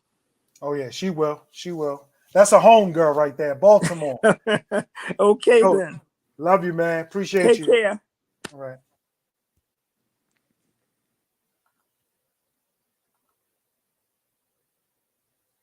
President, take your mute off. Mute. Can't put you on mute, Glenn. What? You in the Bahamas, Jamaica, somewhere anyway, man. You chilling. No, I'm just down in South Florida enjoying time with some family. Hey, look, I'm gonna bring Rob up real quick, and then I want to have you close out, okay? All right, sounds cool. Look, listeners and viewers, please. Wait a minute. Oh, man, you hit the button quick, didn't you? Hold one second. So, viewers and listeners, just stay tuned. We want to hear from Rob Bass. We're going to hear from our Booster Club president. I got a couple videos that I'll show. Be clear that the donation process and procedure is posted on this live right now. We appreciate you guys because I see many folks saying I donated. I just donated. Many people are putting their email addresses for our vice president to document. We thank you so much. You guys have been beautiful. We have Rob Bass in the room, superstar defensive back, head coach, father, dad, mom, dad, daughter, daddy, daughter thing, doing flips in the Oh, man. We're just happy to have this brother on, and then we'll hear from our prep. Rob, what's your thoughts, man? All right, let me well, man, you got good timing. Can y'all hear me? Is my mic working? Yeah, we hear you. Okay. Hey, man, this was good timing because the funny thing is everybody see him as President Paul Grant, but I see him as my big brother. I see him as Dingo. I ain't gonna get into the story, like he knows our story. That's why he can. So I won't get into that. But I'm gonna tell, hey, for all you listeners out there, man. The one thing about me, and I must give a major shout out to Coach Braxton, whatnot. I love him to death. You know, even though he didn't coach me in football, I know I could always go talk to him about any issues I was facing, for real. And I love him. I know he coached track, but he was not a coach that was just a track coach. He was like, you know what? I'm a director. He was there for all of us. And for the one thing that he said that jumped out to me was that, you know, he did not graduate, but his veins, you know, it's Morgan.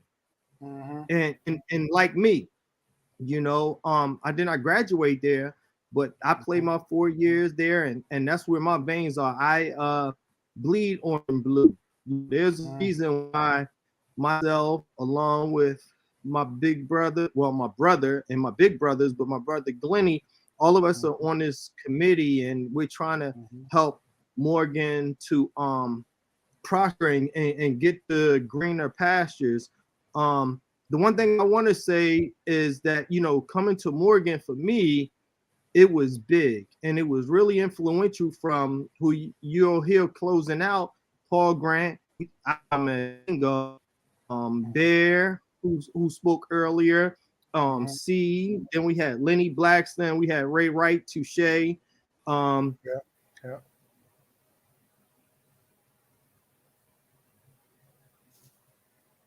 Rob, you blocking the black cloud?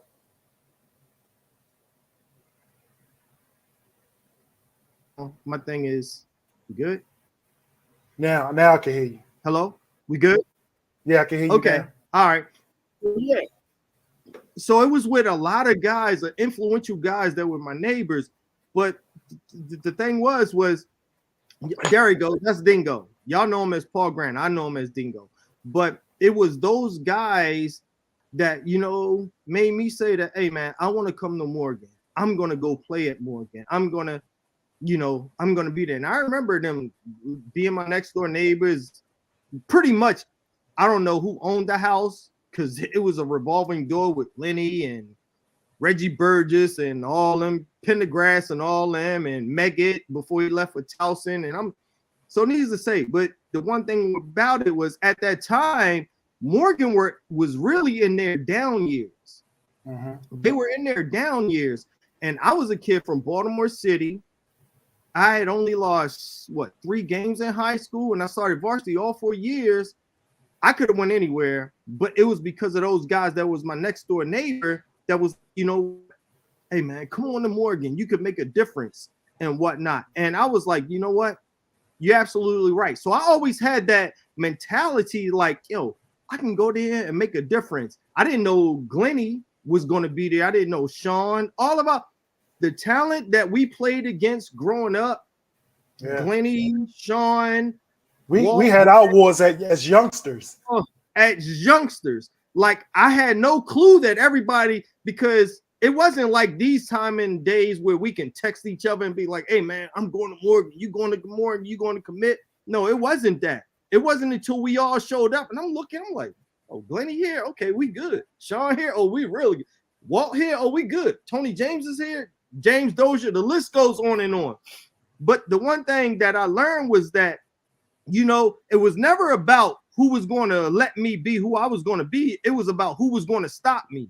And I know Glenny had that same attitude coming from Mervo, Sean, and so forth. And the one thing my grandpa always taught me is that you can never climb a smooth mountain. Never. And I'm just going to speak some philosophical things if you want to write down, whatever. But you can never climb a smooth mountain. And Morgan hadn't been winning, but I knew Glenny and so forth. And I said, you know what? And we went through our whole playing days. So then post-playing days, I was on that 2014 MEAC championship team. You know, we won it. And then the whole committee came about. And so I was given the task of trying to come up with something to help this committee. And I said, you know what? Bridging the gap between me, Zach, y'all know him as Glenny Moore. We're the young guys on it that played with some of the older guys and some of the younger guys. It's like bridging the gap. And if y'all don't know about the word bridging, means to a structure that can carry a path across, you know, a piece of matter. That's the bridge part, right? The gap was that hole between two objects, which is what Glennie and I and we represented, right? So it was like, okay, well, you know what? Bridging the gap, boom, that's it. We're going to close this gap out. That's what we're going to do. And that's why I really chose to become a part of this. Now, to everyone, I'm going to tell y'all this, and this is to my teammates directly out there, because Glennie and I know, Linnell, there's a lot of people that don't want to give to Morgan. They don't want to give to Morgan because of their bad experiences. And I'm not perfect. I'm going to tell y'all this now, if y'all hearing me out. I'm not perfect. You know, I carried a grudge for a long time because of situations that I went through at Morgan. But you know what? Those situations made me better. And it was my teammates that made me better. And it was Morgan that made me better as a man, you know? So I could not, after a while, I realized that after going into the military, and I came back and I was like, yo, man, you know what? It's not worth it. Let's give back. And I'm asking everyone here to give back, to make these athletes, these student athletes, and just these students in general, let's make it a better experience than what we had. Because if it's one thing I know, and like I said, y'all can get your books out, start writing these quotes down and everything. And the one thing I learned is that you cannot shake hands with a clenched fist. Y'all remember that.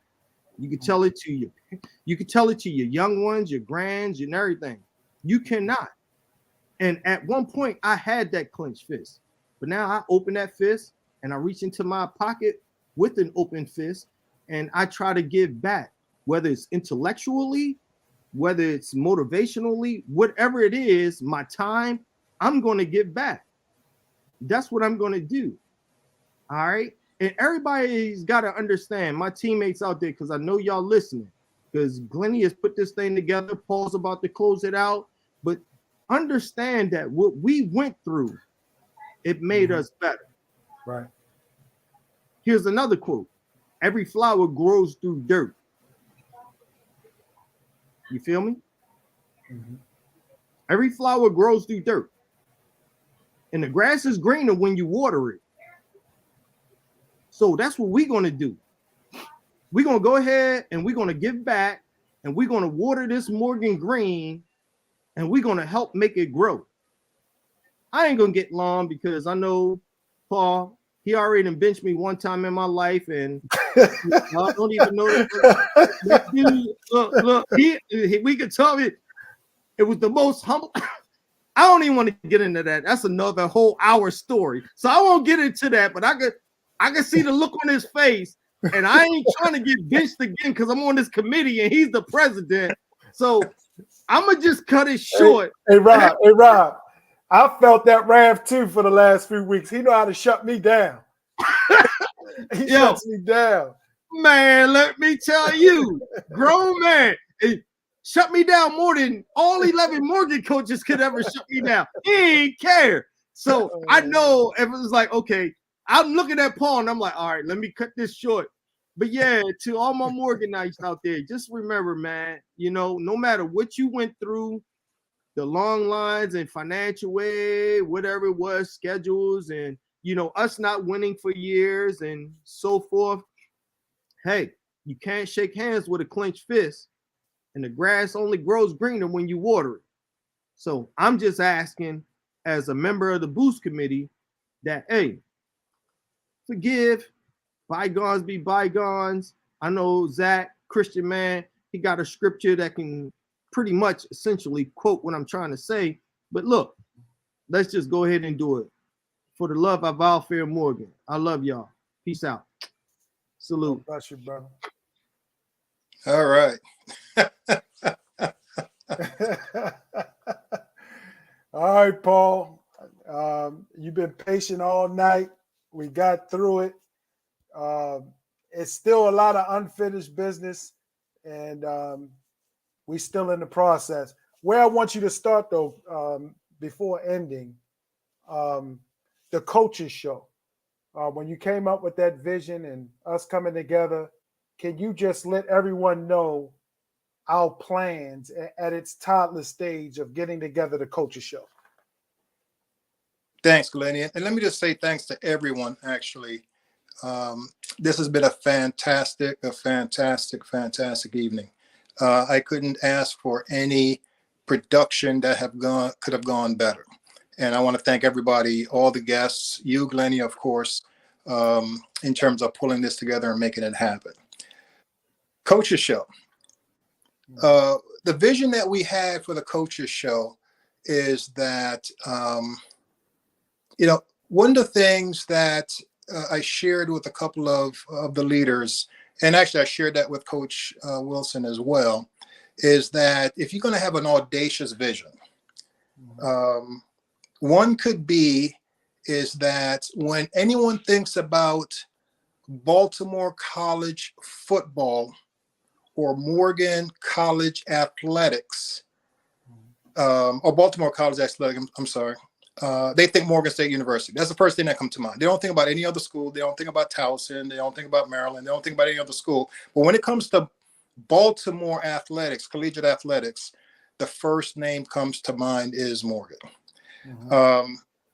And you got to think about how can we make that happen. We need to get the coaches, and we want to start off with Coach Wilson, totally access to the community, right? So this Coaches Show, the idea and the vision behind this is that we want to be able to put on a production in partnership with Lamont, Germany, and of course you, Glennie, and the rest of the Booster leadership, is to be able to have a show that could bring Coach Wilson to the community. And it's just not just Morgan alumni. I mean, it's all of the Baltimore community, so that he can share after every home game, or I shouldn't say home game, after every game period, be able to talk to the community about what happened that week and what's coming up for the following week. And for him to share his vision, his plans, his strategies, be able to highlight some of the coaches that he has on his staff, be able to highlight some of the ball players that's on the team. And how do we get just all of the full dynamics about Morgan athletics and Morgan football in front of the community, and to reinforce that by having some FaceTime, some video time, some audio time, some social media time with the collective group, right? So we're in the early stages of planning that. We want to be able to kick it off after the first game of the season, and just continue it through the rest of the season, and wrap it up at the end of the year. So what we're going to do is we singled out a location for the Coach Damon Wilson show, head football coach. And listen, we're trying to set up a hub.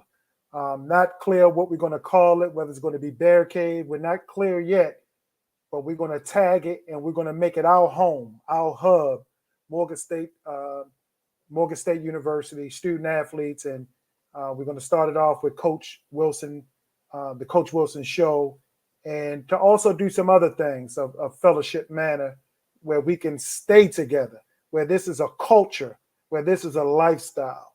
What's next on your mind, President Paul, as we move forward? I think about things from a progression standpoint. And I always come back to when Brother Hans, Brother Craig, Brother Willoughby, and Brother Wills had the vision of doing something different. I mean, we've all been there, right? We've all said, hey, we're so frustrated, we're so tired, and we're tired of being tired. But a lot of that was just emotional talk. And these four brothers got together and said, guys, let's just do something different. How about we get involved, right? How about we just start to talk to people and say, hey, in order for us to help move this ship in the direction that we all passionately want to see it go, how about we just start giving of our own time and treasure, and let's go recruit as many people as we can to do the same. And I remember when I was at a homecoming, I think it was the second year it was started, and Hands and Wills came up to me and said, "Hey, Paul, we want you to help get involved in this thing." And it didn't take me long, right? And actually, I did a little extra from what they asked, and then I started to challenge people to do a little bit more, right?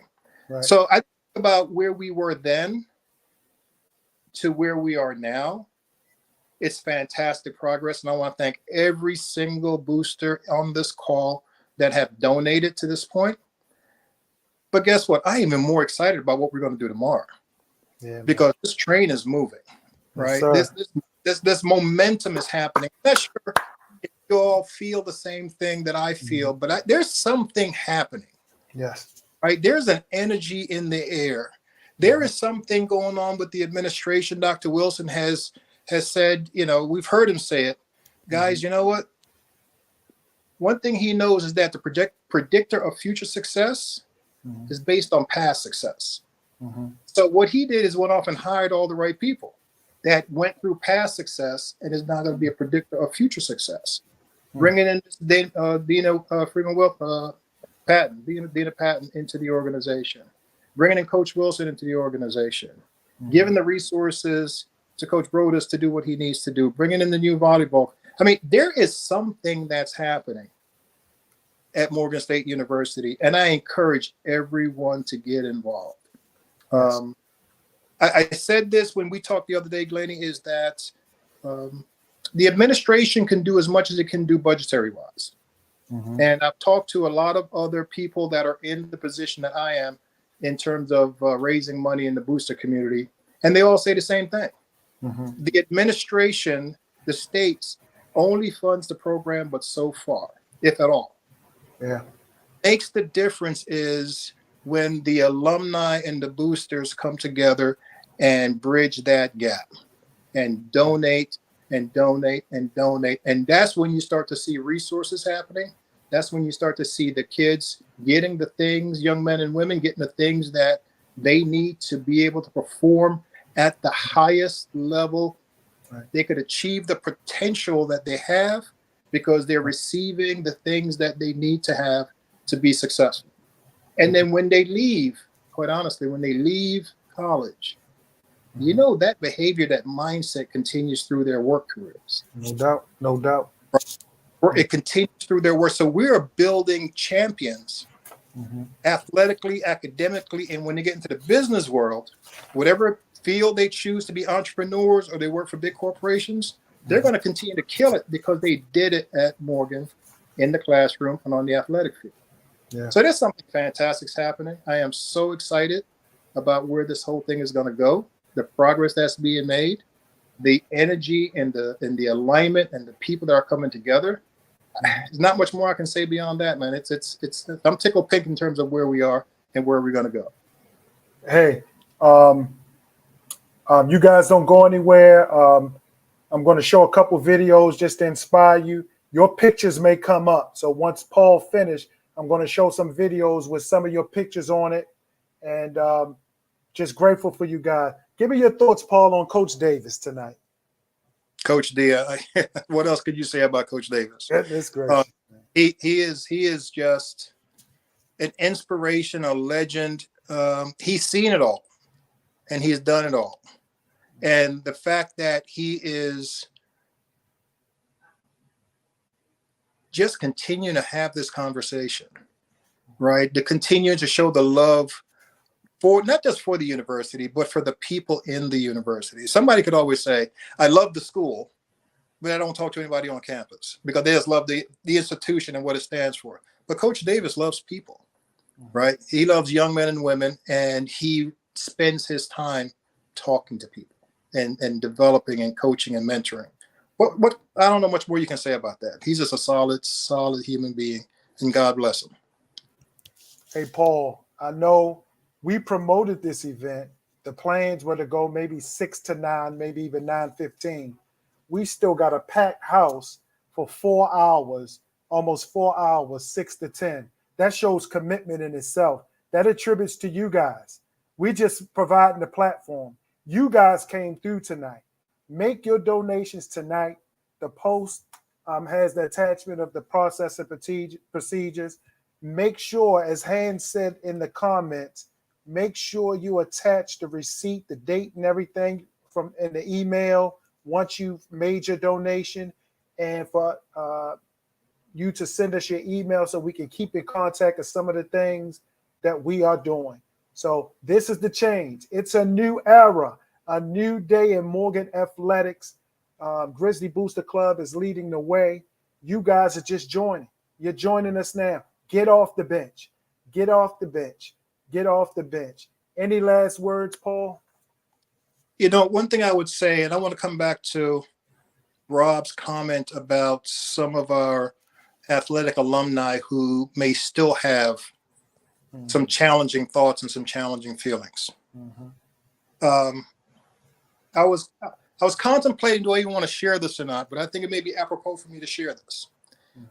For all those guys who have some ill feelings about Morgan athletics and is challenging themselves or is kind of refusing to want to just let that go and give back, there's no one on this planet that probably have more reason to not want to give back than me when I left the university. Because as a senior in the prime of my career, my scholarship was taken away because of politics. Wow. And I didn't get a chance to play my senior year in college football. I went off and played minor professional and became all pro 7 out of 8 years I played. So it wasn't because of skills. It's because of a person. But yet I want to give back because you know what? I want to make sure that never happens to another student athlete on this campus. Right? Drives a lot of what we do. So guys, yes, some things may have happened to you, right? But you need to be able to let that go and think about how you can make life better for the next student athlete that comes through the program.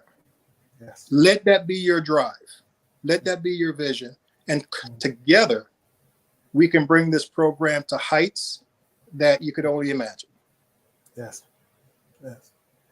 I remember what the couple said when their son wasn't recruited and they were right in our backyard. I don't get that sense from Damon Wilson at all.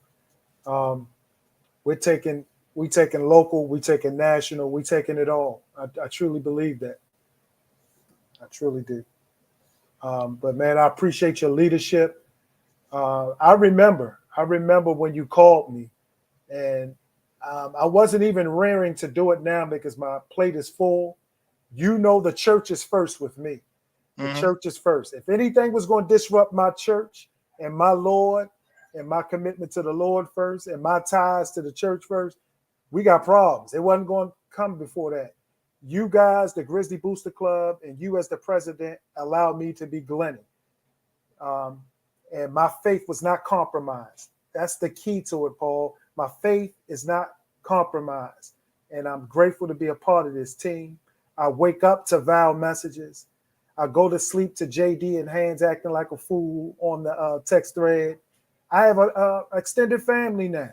Extended family. On my low moments, you guys have been there in this short period of time. That's what the blue and orange is all about. I'm grateful for you guys. I'm grateful for you guys. Yeah, we love you, Glenny. Thank you for calling and responding to that call.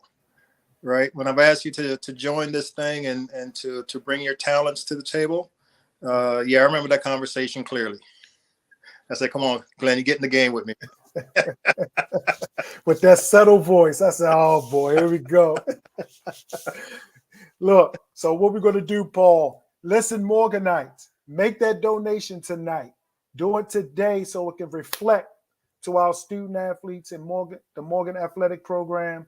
What I'm going to do, Paul, Steve is going to sing the fight song. As soon as he say that last note, I'm going to play some videos that's going to show you guys pictures, and we're done for the night. My wife is calling for me in there. You already saw Faye and John on the couch. I need to be on the couch with my wife right now. Hands, we love you. We knew you were going to have that jacket on. Bear going to sing us out. He's going to sing the fight song, so sing with Bear. After Bear finish, I'm going to play some videos for you guys, and we're going to call it a night. Anything else, Paul? I think we're all good. We're all good, Glenny. Thank you. We're going to call it a night. All right, Bear, turn that volume, turn the Facebook off. We want to All hear you right, sing, all right. brother. We Can want you to hear me? bring us Can you home hear with me? a song. We can Okay, hear you. one thing that I want to say is when we sing this fight song, we sing it with pride. We wear that orange blue with pride.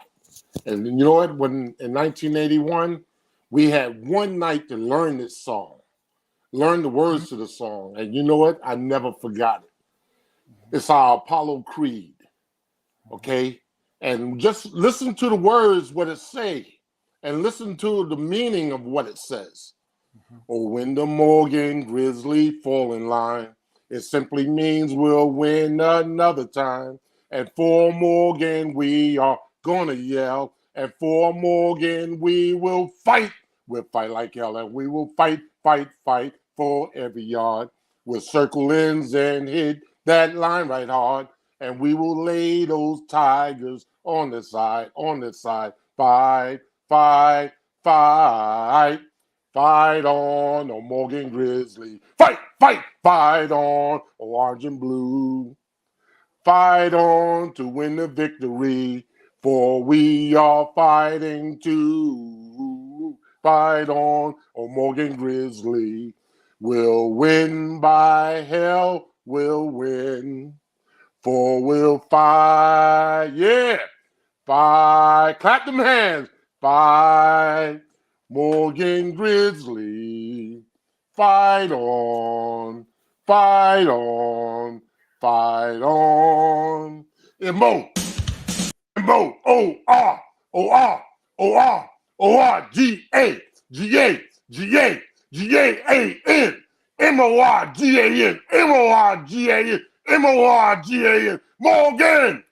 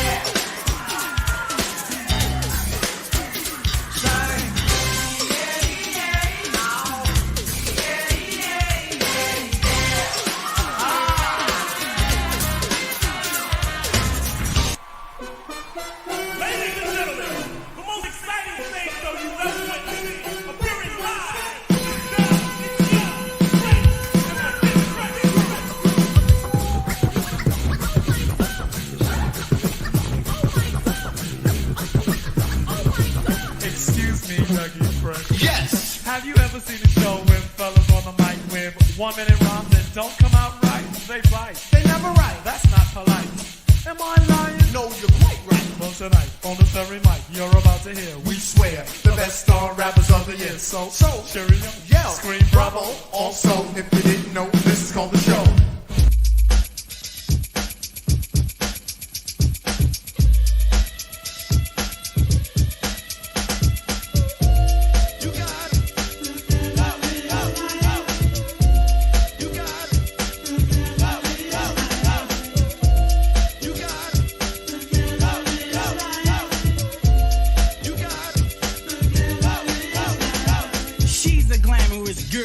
She came to rock my world. All the guys, they want to get with her. Step back, cause you know you can't get her. First of all, you got to have money, just in order to be a honey.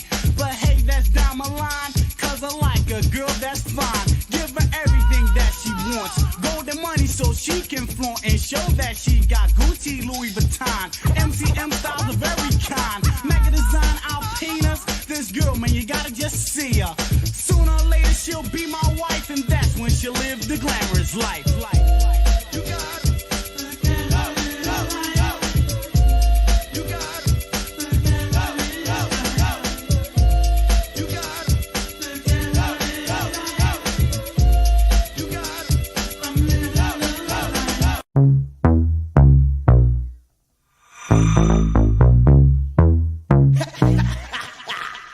Yeah.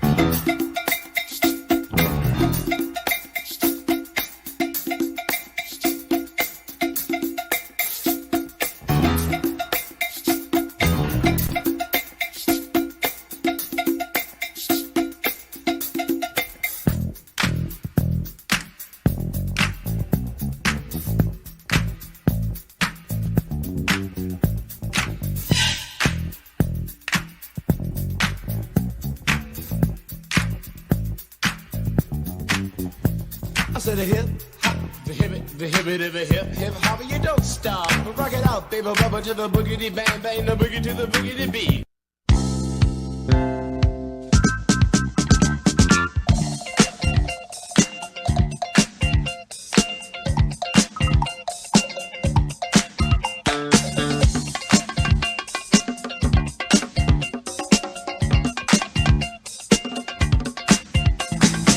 Flashing lights, moving to the beat. Mirror walls and fog are at your feet. I'm just a DJ, baby, mixing for you. I will not stop until this club night is through. Must see the music, it's turning me on. Must see the music, I cannot go wrong. Must be the music, it's turning me on. Must see the music, I cannot go wrong.